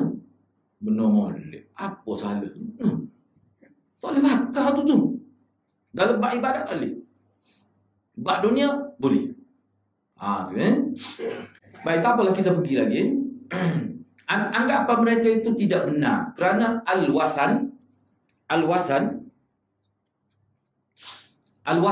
iaitu berhala tu merupakan salah satu nama yang mencakupi segala sesuatu yang ibadat selain pada Allah. Sebab tak ada sebut sana ni. Mana tak seperti yang sembah berhala seperti dalam bentuk lembaga manusia tu. Apa sahaja yang menjadi tempat bergantung manusia. Jadi sebab itulah setengah ulama dia kata kita boleh terjemah sembah Allah selain pada Allah ni kita boleh sebut juga atas nama Taghut. Taghut di mana sesuatu yang memesongkan akidah manusia. Dia jadi taghut. Kadang-kadang duit, kadang-kadang keluarga, kadang-kadang anak, ada bini, kadang-kadang pangkat, kadang-kadang macam-macam boleh memesong. Jadi taghut. Tapi bila sampai peringkat perkara itu menjadi tempat bergantung, itu dia jadi penyembahan terhadap wasan. Tu kena berhati-hati. Tidak ada bezanya apakah yang disembah itu berupa pohon, batu, bangunan, atau yang diibadat tersebut adalah para nabi, orang-orang soleh ataupun orang-orang jahat, tak kira lah. Asalkan dia di tempat bergantung. Nak pergi menazar, pergi depan kubur kawan tu. Nak sembelih binatang pun situ. Nak buat perkara besar pun minta, ya Allah, dengan berkat nama tu wali ni. Apakah tarikh ini sesuai nak nikah anak saya misalnya. Tak boleh. Sebab tidak ada nahas pada bulan, pada tarikh, tak ada. Nabi nikah bulan Safar. Nabi ada kahwin bulan Safar. Tak ada nahas pun pada bulan ni. Baik.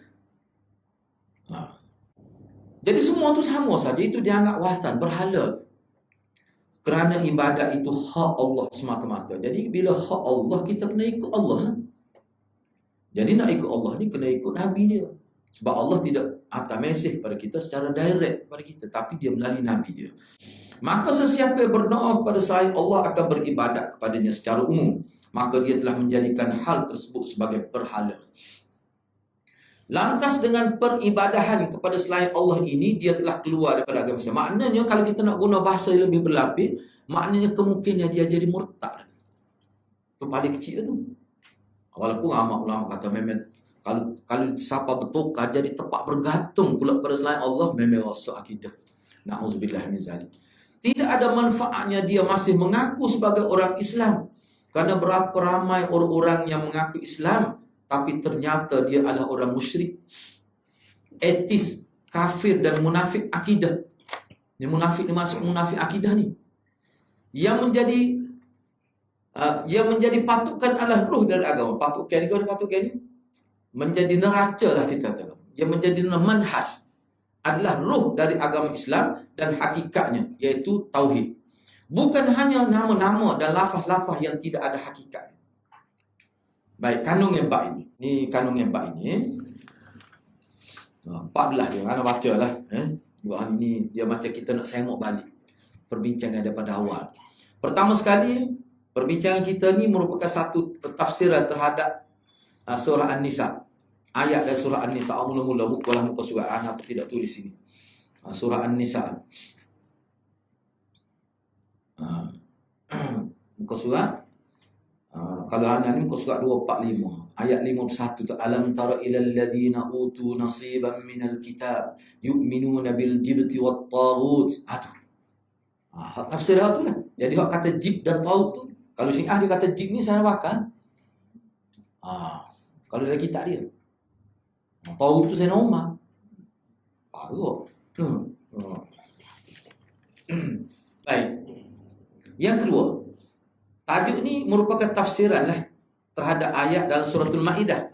Dalam suratul Maidah tu sebelum tu boleh tengok situ ayat muka surat sebelah tu, ayat 60 tu. Qul hal unabbiukum bi syarrim min dzalik, seterusnya. Baik. Yang ketiga, tafsiran ayat dalam suratul Kahfi. Selepas itu, muka surat sebelah. Qala alladziina ghalabu ala amrihim lanattakhidanna alaihim masjidan. Cerita Al-Kahfi.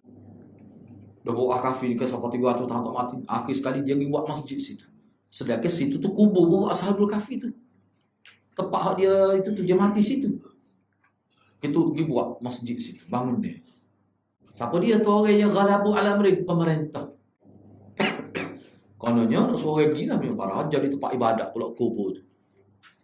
Baik, seterusnya yang keempat. Masalah yang paling penting iaitu apa pengertian iman kepada jib dan taghut itu. Apakah sekadar percaya dalam hati atau mengakui orang-orangnya atau mengikuti orang-orangnya sekalipun membenci barang-barang tersebut dan mengerti akan kebatilan. Waktu kita bincang dah sebelum ni lah, apa makna jib dan taghut. Dia gini dia kita tidak boleh bersekongkol dengan orang yang terlibat dengan ajaran salah. Sebab tu dalam agama kita Nabi sebut, cuba perhati mulai hari ini, marra'a minkum munkara falyughayyirhu biyadihi fa illam yastati falyughayyir bilisani fa illam yastati fa biqalbi wa dhalika adhaful iman. Kalau mau lihat ni ulama kata bukan makna lihat ni tapi tahu. Lihat maka tahu. Tak lihat pun dapat maklumat yang tepat. Mana kita tahu termasuklah kau. Maka mu kena ubah dengan tangan, maksudnya dengan kuasa. Ini kerajaan lah. Orang yang ada kuasa. Tapi kalau tak mampu, kita tak mampu. Kita ubah dengan lidah sebut, bui peringatan, dialog. Sebab tu setengah-setengah asatizah kita tu ajak berdialog tu, itu termasuk dalam ni lah. Ajak dialog, buat diskusi, buat wacana dan sebagainya. Satu pun tak mampu. Benci dalam hati. Dan itulah selemah nama. Anak nak sebutnya apa dia maksud benci dalam hati. Benci dalam hati tapi dia duduk depan kali. Dalam tapi saya tak suka benda ni. Duduk depan tu mana? Lah kalau tak itu kan orang lah tu kan. Tu kan dah. Dia kata kalau tak buat gini orang marah. Dia gini anda. Sebab tu benci dalam hati pun maksud benci dalam hati sehingga boleh berubah. Tengok dah dalam huraya mana benci dalam hati ni dia boleh merubah perkara buruk jadi molek. Kita boleh tolak kesesatan, boleh tolak kaum benci dalam hati ni. Benci dalam hati bermaksud kita tidak memberi apa-apa sokongan dalam bentuk apa sekalipun. Duit kita tak turut serta dalam majlis dia. Kita tak pergi, panggil pun kita tak pergi. Tu mana benci dalam hati. Tiba-tiba benci dalam hati, pergi. Apa nak jaga orang? Atau bila nak jaga Tuhan? Bila nak jaga agama Allah bila? Duk nak jaga hati orang semacam. Orang tu bukan boleh menyelamatkan kita di hari akhirat. Benci dalam hati ni bahaya ke akhirat. Kalau misal contoh, masa ajar salah tu mari daripada jauh naik kapal terbang ajar salah. Kita pakat tagi. Pergi 2-3 orang sama ataupun tak lama pakat tagi semua pakat pula dia. Hantu maksudnya. Tak dapat sambutan ni sama penuh. Tu email pula isytihar. Siapa dia nak dapat syafaat Nabi, mari salat dengan kawan. Lepas tu orang pakat pergi humu, jadi sesak, jadi kalut lah. Tu email isytihar pula. Tak payah dia kata, tengok muka Syekh ni pun sudah dapat syafaat Nabi. Tak cerita pada anak tu, salah seorang tu email besar juga. Sedih dia. Dia kata, anak duduk tengah dalam majlis ni, anak terkejut. Dia telefon anak masa tu, telefon. Anak on the way balik daripada Kuala Lumpur. Dia sebutlah nama orang itu, dia sebut belakang. Sehingga dia macam nak nangis dalam telefon. Bagus untuk email ni. Bapa jadi gimana? Kata itulah Syekh kalau lelak apa-apa kalau lelak jadi gitulah. Yang mempelopori benda gini tu email. Kalau dia jadi tu email semaya, dia jadi tu email semaya. Lagu mana tu jadi tu email lagu tu? Mula-mula suruh pergi salat, lepas tu dah orang mari ramai orang penuh masjid. Jadi nampak kalut, nampak nak berebut-berebut. Dia pun isytihar pula. Tak payah, tengok ya muka. Dia ingat agama ni lagu mana? Agama ni mudah-mudah nak buat lagu tu. Kita bincang dah muka surat apa ni, orang nak dapat syafaat Nabi ni ada syarat dia. Syarat mula-mula perbuatan dia tu perbuatan yang menjadi wasilah untuk dapat redha Tuhan. Syarat orang tu mati dalam keadaan mardiyun indillah. Orang tu diredai oleh Allah dia mati. Enggak nak Tuhan nak redha lagu mana keluar hijab lagu tu. Syarat nak boleh syafaat. Mana orang yang Allah tak redha, memang Allah tak izin untuk diberi syafaat. Nabi pun tak ada syafaat dia kalau Allah tak redha. Sebab dia syarat Allah redha baru boleh.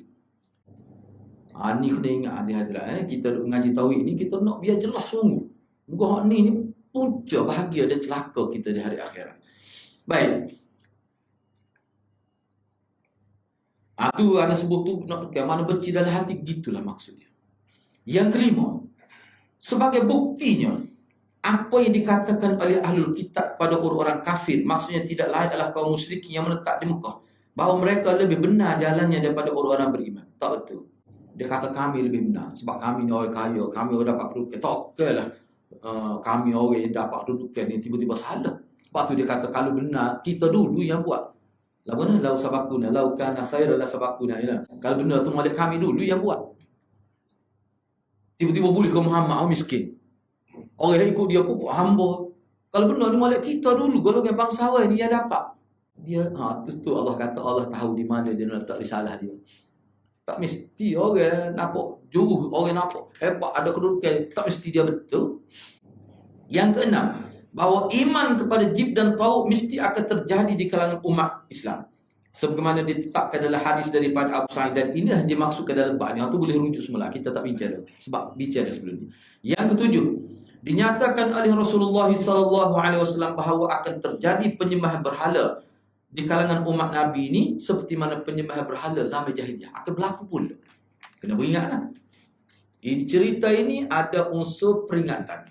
Yang ke-8, hal yang sangat mengherankan iaitu munculnya orang yang mengaku menjadi nabi seperti Mukhtar 35 tengok bawah dia kata, yakni Mukhtar bin Abu Ubaid bin Mas'ud Al-Thaqafi daripada kabilah Thaqif. Mengaku jadi nabi. Amalah ni contoh saja ni. Kalau tarik dalam internet tu, orang mengaku jadi nabi dia buat senara lengkap. Padahal orang ini mengucapkan 2 kalimah syahadat, menyatakan bahawa dirinya termasuk dalam umat ini, bahawa Rasulullah SAW benar dan bahawa Al-Quran adalah benar. Padahal disebutkan bahawa Muhammad adalah penutup para nabi. Namun demikian pengakuan kenabian Al-Mukhtar dipercayai oleh orang, meskipun jelas bercanggah dengan pemahaman, dengan keyakinan, dengan ucapan syahadat bercanggah. Ia muncul pada akhir masa sahabat dan diikuti oleh orang. Cuba bayangkan, ni Nabi cerita umat dia ni. Ada orang mengaku jadi nabi, orang Islam boleh terima. Nama dia ni dulu kan ada kan. Kata pok nata atau bi air tu, duk pokok tu. Ria. Masa putih. Satu baru ikut. Anak lemah. Kalau saya sakit jantung dah ubah kat dalam tu dah. Ingat dulu air kata air hikmah atau timbul di senuk patut senuk. Ingat di situ tu. Tapi kubur tu. Ingat. Masa tu anak duk ngaji lagi tu. Masa cerita tu anak duk demi lagi tak pindah ke celur lagi tu. Cerita tu. Gi buku kepala nampak mata kita yang tengah malam. Tu sebelah malam. Orang jual kepuk ada. Popas malam. Penuh orang. Ini kepala anak. Lepas ngaji Maulana malam tu. Gua popok ni popok. Masa tu bujal-bujal lah kata ni. Kita pergi tengok air hikmah. Pergi naik motor. Kejut tengok. Popas malam. Pukul sebelah malam. Tutup dah muka ni dengan kain sobat ni. Tengok. Lepas tu anak tengok ada duit. Bala sekup besar zaman dulu. Tengok dia macam apa ni plastik. Penuh duit. Dan dia tulis nak masuk tu, perpahit tak masuk. Dia tulis. Orang kita beribu pergi. Cikgu pun pergi ambil air. Kakak anak duk ayat, saya dia. Dia ambil air nak beri anak dia minum. Anak tengok air kotor pun lekat kotor tu. Dia tak lepas. Tak apa lah itu pun tak ada hikmah. Ya. Tu nak ayat dia. Air pen misalnya. Cuba pergi kampung sungai tanya air pen lagu mana kamu. Pakai luar pendek, belakang air. Mana orang ikut? Katanya peguam pada jadi pengikut dia. Enggak ni tidak. Padahal teredah dia mengucap 2 kalimah syahadat. Pehadah Nabi terakhir. Bila ada orang aku jadi Nabi ikut lagi. Siapa ni? Orang-orang kampung. Masyarakat awam. Sebab itulah di hadirat. Biasanya hok kena penyakitnya orang awam lah. Hok pemimpin sesat ni orang cerdik. Hok biasa kena orang-orang awam ni. Hok mari masjid pun buah lagi atas mutunya. Ni bobot ni. Yang mana pendidikan agama terlalu rendah. Dia tak faham ni puasa sehari ni kita dengan dia tak erti. Lepas tu kita pula mari-mari nak aku baik. No. Tak berani pula nak tunjuk kebenaran. Takut orang marah. No, misalnya, lagilah teruk. Ngaji Bukhari jangan kerok lah. Ngaji Bukhari lemah. Siapa tanya nak buat? Hai, kita sorang ni dia kata ni. Bawa ngaji Bukhari. Ngaji sastra pula. Kalau aku tu berat mana? Ada pokok kita. Sepatu pokok kita, kalau pokok kita jadi ejen sunnah, berubah pagut masyarakat. Tak seru kecek buat depan orang. Sunnah lagu ni. Baik, cuba kita tengok lagi. Rasulullah ke-9 Nabi sallallahu. Rasulullah menyampaikan berita gembira bahawa kebenaran tidak akan dapat lenyap sama sekali sebagaimana terjadi pada masa lalu. Bahkan akan tetap ada golongan yang tetap berpegang teguh. Mana umat Nabi ini, Nabi jamin, Allah pun jamin. Dia tidak akan sesat seperti umat Nabi Isa. Tak akan. Walaupun ada sesat. Kadang-kadang satu negeri sesat. Tapi tidak semua. Dia tetap ada orang tegak di atas kebenaran. Yang dikatakan ahlul hadis tadi. Hak ni pun tu sanggup mendedahkan diri dia kepada cercaan masyarakat. Asalkan dia boleh sebut yang betul. Ni ada sama. Sebab tu terjaga ajaran Nabi. Kalau Kristian nak rujuk tak boleh. Nak rujuk lagu macam mana? Tak boleh nak rujuk. Nak rujuk pada asal. Tak boleh. Sebab ilah. Asal apa ilah? Yang ke-10 ciri utama mereka itu sekalipun sedikit jumlahnya. Orang panggil ghuraba tu, sebutlah dia ghuraba tu. Pokok ghuraba tu. Walaupun jumlah mereka sedikit, namun mereka tidak goyah oleh orang-orang yang menghina atau menentang mereka. Nak tenang tak boleh makan. Nak tarik go tu, nak tarik go tu, dok orang dok tak cara dia. Ha. Puas dia tarik tu, tarik baju kawan ni. Tak apa, tarik pergi. Kita yakin wallahu yarzuqu man yasha'u bighairi hisab. Orang ni yang ke-11 kondisi ni tetap berlangsung. Makna orang yang tegak di atas kebenaran sehingga terjaga ajaran Nabi sampai kiamat berlaku. Jadi kalau kita nampak macam balas tak usah pelik, memang tu cara Allah nak jaga agama. Yang ke-12, tanda-tanda besar atas kenabian Nabi SAW yang terkandung dalam hadis ni. Yang pertama, Nabi SAW memberitahu bahawa Allah SWT telah membentangkan kepada beliau bahawa belahan timur dan belahan barat bumi ini. Dan Nabi menjelaskan makna hal tersebut. Maknanya Islam akan tersebar seluruh dunia. Itu isyarat. Kemudian terjadi sungguh seperti apa yang mereka. Bahkan sampai sahabat Islam telah tersebar di luar Jazirah Arab itu. Sapa selepas hari itulah, tapi tak ada riwayat kata pernah mana-mana Nabi sapa ke Malaysia ni. Walaupun tak ada pun makna selepas tu sapa ke tempat kita ni. Melalui ulama-ulama pendakwah. Betul sungguh Nabi ayat. Seluruh dunia. Yang B, beliau SAW memberitahu bahawa beliau telah diberi 2 perbendaharaan simpanan. Makna Nabi sebut ni pada waktu tu bila sebut kau kafir wak nganya ke Nabi Allah pada masa turun dengan parsi kekuasaan besar. Masa baca ayat ghulibatir rum fi adnal ard, orang kafir orang nganja, nak mengalahkan rum supaya mereka lari. Semua tu berlaku di zaman sahabat. Jatuh kerajaan Parsi tu, kejut habis orang itu. Zaman saya normal. Baik. Yang tiga, beliau SAW memberitahu bahawa doanya untuk umatnya dikabulkan dalam 2 perkara. Sedangkan perkara yang 3 tidak dikabulkan. Apa dia? 2 perkara tu apa dia tadi? Umat dia tidak akan sesat secara keseluruhan.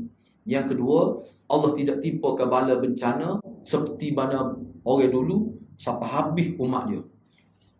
Dan kalau kena pun setepat. Kalau kita ada contoh, kita ada tsunami berat dah, tapi bukan semua seluruh dunia. Tapi Nabi Nuh dulu habis mati. Tapi Allah tidak sebut sebagai Allah terima adalah kemusnahan umat ni dengan sebab orang Islam sedih. Orang Islam jatuh dengan sebab orang Islam sedih. Allah memang tak bui orang kafir menguasai kita keseluruhan. Tetapi kemusnahan umat Islam adalah kerana umat Islam sedih. Itu memang Allah sebut. Atau Allah kata Allah tak mahu sekat. Maknanya Allah kata hak tu akan berlaku. Ayat ketiga tu maksudnya. Betul semua. Kalau kita baca sejarah kejatuhan kerajaan orang Islam sendiri terlibat. Membuka dua pada orang kafir itu. Baik, cuba tengok dia.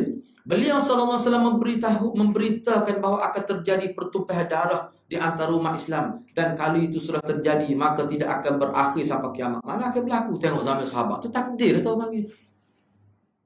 Orang sampai 5,000 lebih mati peperangan Siffin itu. Capun dengan peperangan Jamal lagi. Tapi Sayyidina Ali tetap dia kata, semua ni mati syahid. Sebab Sayyidina Ali yakin, berlaku peperangan sama Islam, peperangan Jamal, peperangan Siffin kau, kerana ada pihak ketiga yang menjadi batu api, pokok munafik itu. Sebab tu Sayyidina Ali dia larang pengikut dia cerca tentera-tentera Islam hak berpihak pada Muawiyah hak mati tu, dia tak pernah cerca. Bahkan ada setengah riwayat dia akan sebab orang itu. Sebab dia kata mati syahid belakang. Mana peluru apa yang mati syahid? Dia ada pihak tiga. Hak itulah yang menjadi punca perbalahan umat Islam. Munafik lah. Nah ayatnya peperangan itu boleh berlaku. Dah di sampai kiamat akan ada sama. Sebab itulah hadirat kita nak selamat kena ikut sunnah Nabi. Walaupun kita mati dalam fitnah, tak apa. Beliau SAW memberitahu bahawa sebahagian umat ini akan menghancurkan sebahagian yang lain dan sebahagian mereka menawan sebahagian lain. Perang sama segi boleh berlaku. Beliau SAW memberitahu akan munculnya orang-orang yang ngaku jadi Nabi. Orang Islam juga asalnya ngaku jadi Nabi. Kenapa begitu rosak sekali itu? Dalam ujian, tu apa ujian? Baik, Allah ni tempat kita mungkin tak ada bunyi dah selepas cikgu Kahar tu. Di Indonesia ada. Siapa kali ni ada? Boleh tarik dalam internet. Nabi Indonesia, tobiklah. Dia di interview dalam TV. Tak ada siapa dia puskat dia. Kajian tak mahu sebab dia bayar cukai. Haji ni Nabi juga memberitahu bahawa akan tetap ada segolongan orang yang tegak dalam membela kebenaran dan mendapat pertolongan daripada Allah. Dan dia ni sanggup segala-gala untuk agama. Orang tuduh ke apa tak apa. Kalau kita tengok di Indonesia ada seorang ustaz tu. Nama Allah Ustaz. Siapa dia tengah mengajar atau dia serbu, dia katok masjid dia. Terpaksa lari ikut pintu belakang. Dr. Firanda. Tu dah. Ada dengar dia kecek. Biasa ya. Cuma dia sebut terang. Hak Nabi ajar dia sebut tu. Tak boleh sebut betul. Kena sebut belak-belak sikit. Ya, sebut betul gitu tak boleh. Ya. Dan semua itu benar-benar terjadi seperti apa yang Nabi beritahu. Dan padahal masing-masing berita tersebut jauh lagi daripada jangka pada waktu banyak orang tak berlaku bersama Nabi. Sahabat pun tak terfikir ke berlaku. Nabi sebut dan tak berlaku zaman Nabi. Setengah tu tak berlaku bersama sahabat. Berlaku zaman kemudian. Ini mukjizat lah. Semua itu adalah merupakan peringatan pada kita. Jangan duduk lena hidup ni. Jangan duduk orang panggil lalai hidup. Yang ke-13. Apa yang beliau khawatirkan terhadap umatnya hanyalah para pemimpin yang mencalon yang paling bimbang sekali. Pemimpin menjadi kepala sesat. Ini kita bimbang. Orang yang nak menyesatkan umat kena masuk melalui dia. Oh bahaya. Ni kalau ada pemimpin lagu ni, kita jadi mangsa. Bukan seorang, satu negara. Imam Ahmad dia kena pukul. Bila mana pemimpin terlibat dengan fahaman Mu'tazilah. Imam Ahmad siapa mati kena pukul. Imam Syafi'i pun hampir kena pukul. Apa tu? Sebab pemimpin telah berjaya disesatkan oleh pokok sesat. Akhir sekali dia paksa rakyat dia supaya sesat hati dia. Hak mana tak asli dia akan pukul. Bahkan dia pukul Imam Ahmad supaya mengeluarkan kenyataan sesat supaya masyarakat ikut. Imam Ahmad tak asli. Dia pukul sampai mati. Dalam setengah riwayat sebab tercabut seluar. Cuma ulama kata Allah SWT tutup. Orang ramai tak nampak kemaluan Imam Ahmad. Anak baca tu sampai bila berita siapa pada Imam Syafi'i. Mereka tu guru dia tu. Jauh Imam Syafi'i. Dan dia pun ditangkap itu. Itu bahaya. Yang terakhirnya, kita perlu buat kajian. Kita kena faham secara global, secara luas. Apa maksud semua berhala? Apa maksudnya? Kena faham secara global. Secara luas. Jangan faham semua berhala ni kat mana ada berhala, ada betul upah ni. Tak mesti. Cincin kayu kokka tu boleh jadi berhala. Gapa dia lagi tu? Ada tubuh kita ni. Benda-benda gitu saja kena beringatlah. Jadi untuk sesi akan datang kita akan bincang pula tentang hukum ilmu sihir. Ni orang Melayu kita pun hebat juga dulu ni. Ini kita bincang sebelah. Ni pun hati-hatilah merupakan satu jalan untuk sampai ke syirik juga ni. Na'udzubillah min zalik. Mudah-mudahan Allah berkati kita semua. Assalamualaikum warahmatullahi wabarakatuh. Alhamdulillah. Kita buka sesi soal jawab kalau ada muskilan. Ada letak mic, boleh guna mic. Silakan kalau ada. Cikgu Zaidah. Sila. On, switch on.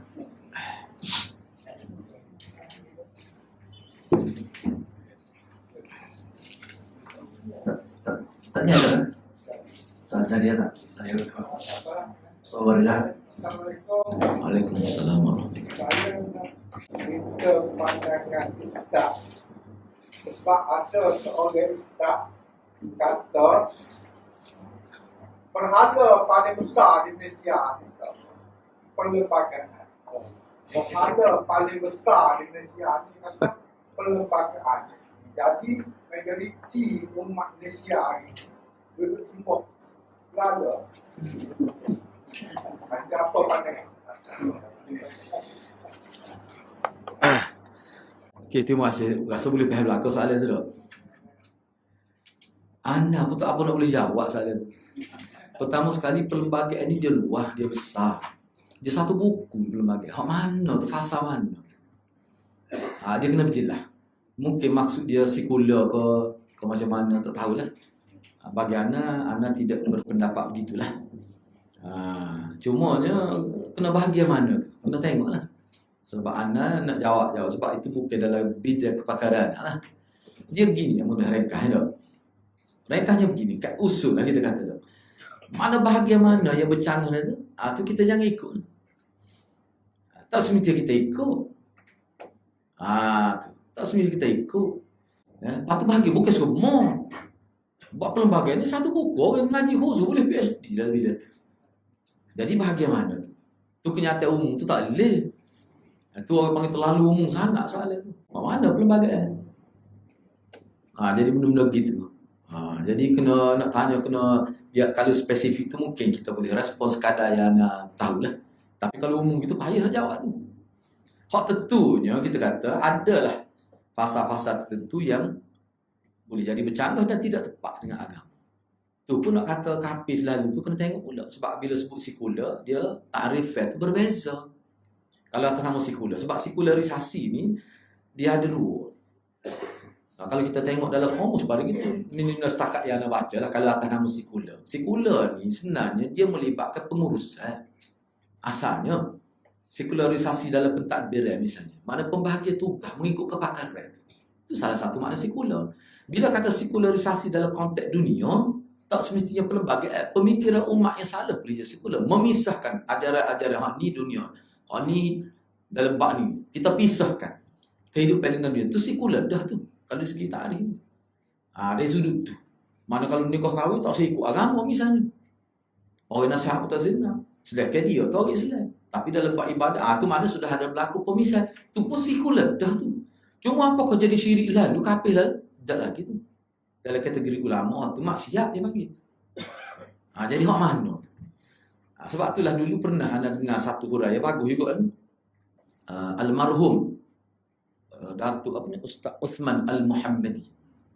Nah, dengar kan? Tahu orang Kelantan kita. Dia juga antara penentu Syiah sekali Maulana mereka awal tu. Berbulan bersama Maulana duduk memberi penerangan tentang seluruh Malaysia, siapa keluar negara. Anda pernah berkecek dia.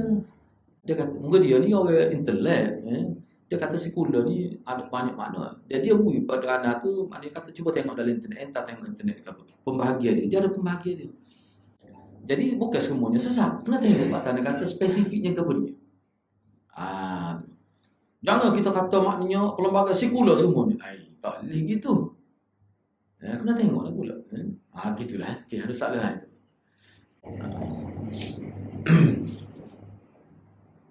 Assalamualaikum. Assalamualaikum. Macam kita kata orang yang mengamalkan bid'ah. Bagaimana nasib dia?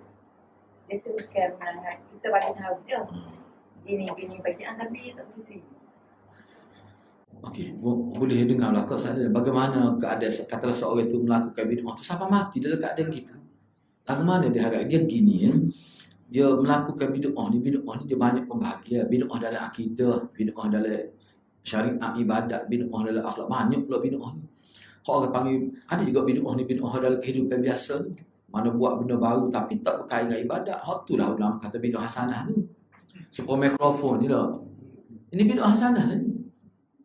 Mutabak tu dah. Zaman Nabi tak ada mutabak ni. Itu bid'ah hasanah tu beri lagi contoh bid'ah benda-benda berkait. Tapi agama, kalau bid'ah dalam agama, tu dia ada bahaya dia. Dia ada bahaya dia.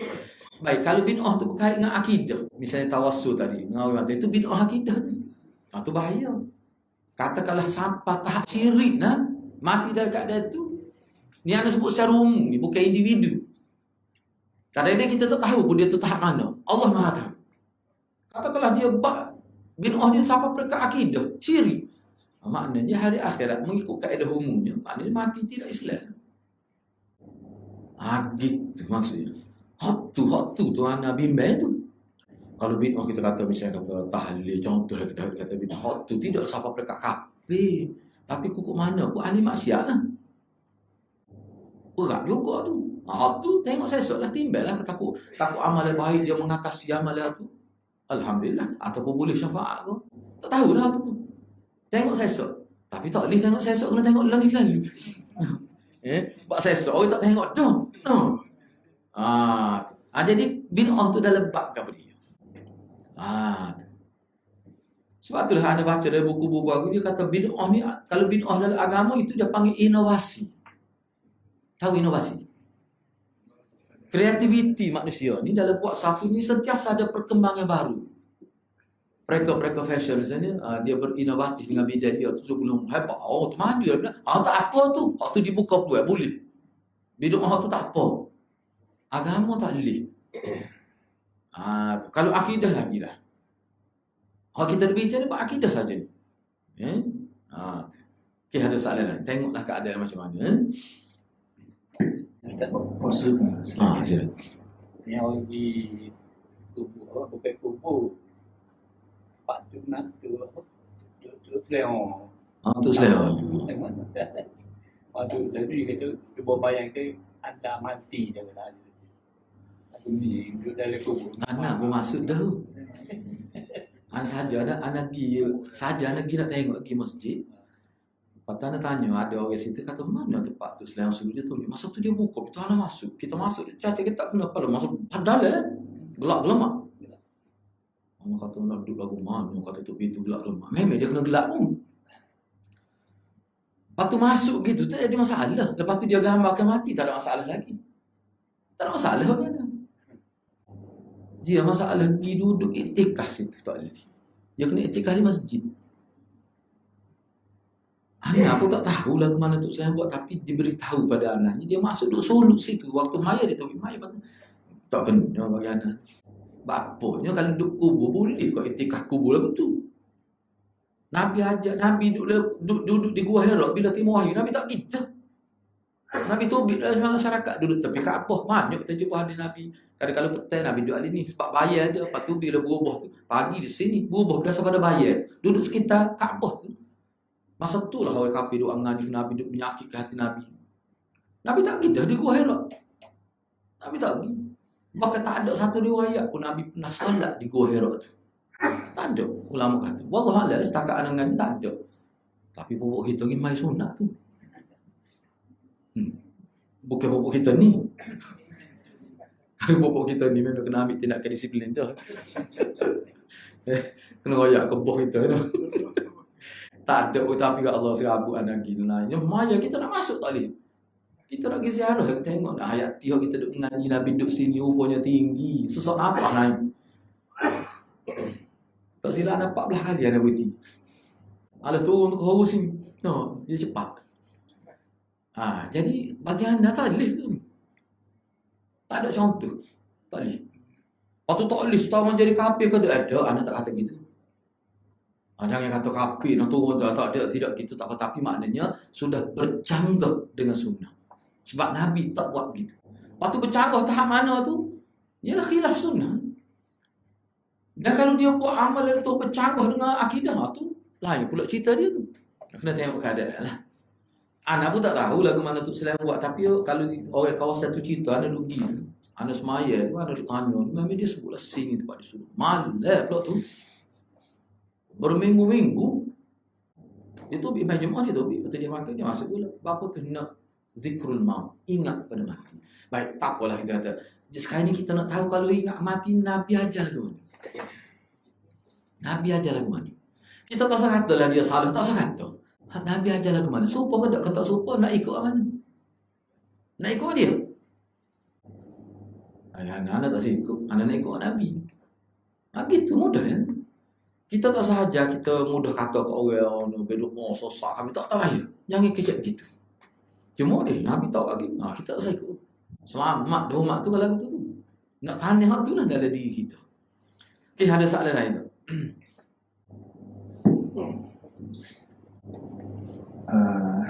Ada Ustaz. Dalam kuliah tadi Ustaz ada sebut lah solat ni boleh mana-mana. Kalau di masjid tu lagi bagus. Boleh dapat pahala yang ikut. InsyaAllah pahala tu. Tapi lah ni dia solat, dia buat solat di tempat-tempat tertentu tu dengan ada kefahaman keberkatan tu turun situ lah. Contoh. Kalau nak naik rumah, nak bina rumah tu, tapak rumah tu dia semaya hajat di tapak rumah. Kalau kita tanya apa buat kita tu, supaya keberkatan tu, doa tu jatuh lalu anak-anak tu. Gitu. Jadi learning diretok tendung. Dikatakan letak tendung tu banyak kematian orang bunuh diri. Dan nak pergi buat semaya hajat diretok tendung tu punya tujuan ya. Begitulah. Tak buat di masjid lah, buat di letak tu supaya keberkatan jatuh sapan lalu tepat kalau kita nak. Okey. Boleh kalau kata. Kalau boleh. Kat rumah anak ni ada U-turn. Kau bahaya rokok tak nak kita. Semaya hajat kat U-turn tu. Tu mana Ustaz? Ustaz Lahori mati situ tak? Ada U-turn. Ya kat U-turn tu. U-turn tu Ustaz Lahori pun meninggal situ. Berat juga.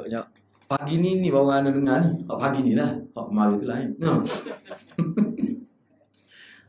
Jadi soalan ni bila spesifik gitu mudah sikit nak jawab. Dia gini sebenarnya. Mudah yang tu. Tadi pagi tadi kita baca dah dalam Mukhtasar Sahih Muslim di Payung Hamba tu hadis Itban bin Malik tu kan. Itulah antara dalil semaya hajat tu. Baik. Sehingga anaknya semaya hajat dalam bentuk Nabi semaya untuk orang sahabat berlaku ada 3 hadis ya. Setakat ingat Itban kedua lagi. Banyak ke sahabat 70,000 lebih. Dan sahabat besar-besar yang tak pernah buat. Sebab tu anak bahas dari sudut prioriti keutamaan. Nabi buat. Itban tu dia mata dia tu setengah ulama kata buta, setengah kata hampir buta. Dia ni tu email di kampung dia jauh daripada Masjid Madinah. Maknanya tengah-tengah malam nak mari payah. Lepas tu adalah satu macam surat kecil lah. Maknanya dia kena pergi. Jadi bila malam hujan pula, kadang-kadang setengah tempat tu lecur ada air, dia payah nak kemudian dia tak dapat. Dia tu email. Jadi dia bercanda nak buat tempat semaya Jumaat untuk orang kampung dia tu. Biar orang kampung dia mari, dia tak air topik. Dia nak buat di rumah dia. Dia pun minta lah Nabi mari semaya, nak ambil berkat. Moga Nabi masih ada. Nabi pergi dengan beberapa orang sahabat. Dan Nabi semaya. Setengah riwayat kata Jumaat, setengah kata tak Nabi semaya sore. Ada 2. Kalau kita ambil Jumaat sahih belakang. Kalau kata riwayat kita baca dalam Muslim tadi, mana tidak berjumaat. Tak apalah Nabi semaya. Baik, masalah sekarangnya berlaku ada. Sebab tu setengah ulama, sepatu guru kita pun dia terima ada. Tapi sekadar mana ada. Bapa Nabi masa nak perang tak mai ajar. Padahal dia kata perang Ahzab ni berat benar tu. Siapa tak tidur, siapa tengok berat benar. Siapa malam tak tidur 4 jam 2 kali pagi. Ingat kecil ke pagi kali tu. Anak pergi ke Madinah, tak nak pergi ke tempat Khandaq itu. Minta dia bapak. Orang Indonesia kata, mana tempat kita nak? Duduk kita caca, kita pun ingat kita duduk ngaji. Besar, lebar tu. Jalan 2 lorong kira. Lepas tu nak gali tu bukan pasir saja, batu. Kita tengok dalam sejarah sahabat ikat pun makan bila caca, bila pegas makan tak takut tak ada ni. Takut tak ada dengan musuh nak lagi. Tak ada mai ajar. Mana lebih besar tu? Besar tu peperangan tu. Isu-isu besar sahabat Nabi kena bunuh. Berpuluh-puluh hari kena bunuh serentak. Muslah pula tu. Kori-kori ke cerita. Nabi tak. Cuma Nabi semaya biasa cuma baca kunut nazilah. So, kunut nazilah siang hari malam baca. Tak ada contoh. Misalnya dah. Jadi hoki berlaku tadi. Saya nak bakar ada Masjidul Bait. Tak pernah dia panggil Nabi. Nabi memulakan Nabi berkat. Saya nama tak ada. So, itu banyak ada. Suatu ada. Jadi kita payah lagu mana? Maknanya perkara itu bukan perkara besar. Tidak menjadi ibadat besar. Kalau tidak, saya nak bakar dulu lah. Mungkin dia paling mulia. Sahabat lain pun tidak panggil. Maknanya Nabi tak habis masa dengan perkara itu. Pemimpin kita ni tak ada hijab lain ke? Kita ni mana pemimpin kita ni hak dulu lah maksudnya. Kita kullukum ra'in wa kullukum mas'ulun an ra'iyat itu. Jangan pula anda tidak kata siapa ni. Anda jawab soalan. Lepas tu nak tanya cikgu lah siapa dia. Nak ayat ada. Baik, jadi bila kita tengok cerita tu dah, bila kita tengok paparan dalam hadis bagaimana sikap Nabi terhadap solat jenis begitu saat ni dah. Kita nampak benda tu tidak popular, tidak menjadi besar. Misalnya kata buat rumah, sahabat tak ada buat rumah pun. Ada. Lepas tu sahabat ni tak ada anak mengandung. Orang kita ni mengandung ayat je. Gotu-gon yang berlaku zaman kita semua berlaku zaman Nabi. Apa yang berlaku zaman kita semua. Tapi tak terlihat. Sedangkan semaya-semaya ini daripada Nabi. Sebab itulah hati-hati. Bila kita buat sesuatu yang tak serupa dengan Nabi dari segi kaifiat, dia akan timbullah beberapa persoalan. Kita pun jadi pelik lah. Dan ni pertama kali sejarah hidup ni maya atas retak gitu tu. Atas alasannya berlaku kematian gini. Kalau aku tu parut, sebab saya kata tempat U-turn ni, nak U-turn ada dah lebuh raya. Kalau buat kerja lah tu hati-hati lah. Berat tu sampai tutup jalan 2 hari. Mengganggu jalan pula. Hakut tarik tu lah. Hak jalan pula ganggu. Tak nak sabar tu lah. Sepatutnya kita kena fikir apa orang bunuh diri tu. Apa sum bak ke dia ni.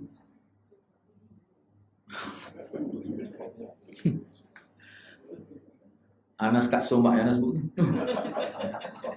Kena buat kajian, kena panggil pakar-pakar psikologi ni, panggil keluarga dia buat apa bunuh diri. Ingat bunuh diri ni kecil kau dalam Islam. Nabi kata tak bang syurga. Apa bunuh diri? Kau tak cukup makan. Kalau tak cukup makan, rakyat tak cukup makan, siapa dia nak bertanggungjawab tu? Siapa dia bertanggungjawab? Anak kadang-kadang ialah gitu lah. Apa siapa bunuh diri? Sepatutnya Nabi jawab tu. Biasanya orang tak cukup keuangan, tak cukup banyak kau, tak cukup keadaan ekonomi yang teruk. Lepas tu siapa dia kena cara tu? Siapa dia nak jawab debat-debat tu? Hak tu lebih besar. Tak bunuh diri berlaku seluruh Malaysia. Musim Covid sahaja ramai mana bunuh diri. Lepas tu, nak kutip mai kata. No, lagu tu. No, pada habis masa gitu mimpi. Bagaimana pendekatan itu bakal tanya anak secara peribadi lah. Kita berhak bercakap sebenarnya beragama ni. Bagaimana tak tepat. Anak betul-betul siapa dia bagi idea gitu tu. Apa dia bagi idea? Hak bagi idea sekarang yang boleh terima idea tu. Hak tu belik lagi. Tak sesuai dah. Gak isu bunuh diri. Patut orang bunuh diri atas pucuk bangunan. Pergi mai atas tu pula. Hak terjun atas ponyok pada. Mai mana? Mai diumbi. Kalau lagu tu lah cara kita buat agama, kita dedah pada masyarakat hadir-hadirat, berlaku salah faham besar tu. Biarlah ni sebut ni, biarlah. Kalau terasa hati pun awak mana. Anak tak terasa hati, anak sebut. Dia berlaku di negara jiran kita. Dia beli kereta tu, maya tak kereta. Pika. Kau drive tu. Dia maya tu. Tak tahulah ni bukan hadis. Lepas tu ada seorang Maulana. Dia kata kalau beli beruk, nama maya tak beruk. Ketok buruk tepi, jadi makmum buruk. Dia setiap kali beli barang, mesti nak maya. Beruk ni penting bagi setengah sumber pendapatan tu. Lebih pika sana lah juga. Kata nak maya buruk tak ada pekak. Dah tepi kau. Kau nak duduk atas ponyo ikat kau. Dan kita nak main kawan. Lagu macu aja. Kan lucu tu agama tu. Lagu mana? Tak penting ke? Beruk ni ada sekolah beruk di Kelantan. Pusat pengajian beruk di Kelantan. Dia ada pusat ni. Nak pergi jumpa dia. Memang dia cikgu dia bukan beruk juga. Lucu pelik. Lucu. Mana pun nak suka kecik dengan dia. Orang kata jauh dah mengerti dia cikgu beruk. Beruk tu kau berapa? Beruk yang dapat 9 A. Hak dia reti, muda dia reti. Hak tua dia reti pula tu dah. Beruk ni hak kira first class dah. Berapa kau? 8,000 tu. Dia tak payah ajar. Engkau dia lepas sekolah tu. Cikgu tu memang kaku dia panggil cikgu beruk dia tu. Beli beruk ni nak lagu mana tak? Kalau mau ajak, apa tadi? Buat nak tahu. Beli beruk, mau ajak.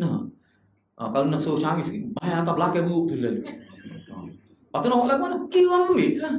Muka barang rekod ni. Kalau lagu tu ada nak agama lucu nampak. Lepas tu siapa dia hanya buat tu? Apa dia hanya buat? Tu email kau boleh kira lagi. Atas baru tu email. Tak ada gamuk anak tu lah. Jadi pada kita anak pun kejut-kejut kot. Allah. Nak ada surat resmi gini memang. Tak kena. Memang tak kena. Bahaya lagi. Sekali lagi, sebab tak nak kata. Kalau benda ni dibiarkan, sebab tak nak sebut di awal tadi. Dia sesuatu yang bid'ah ni, dia tidak statik. Dia tidak mati gitu. Dia bergerak. Dia hidup. Sebab tu kalau tak mati dia bergerak. Kata dia pergi. Sebelum ni dia pergi tahu baru. Ni dia pergi atas getok pula. Tak tahu nak gimana lepas ni. Tengok lah. Tu sebenarnya. Kayak gitulah. Jadi benda tu bagi anak tak tepat. Tu bahasa paling terhormat. Memang tak tepat. Kita jangan terlibat. Jangan pergi. Okey? Gitulah.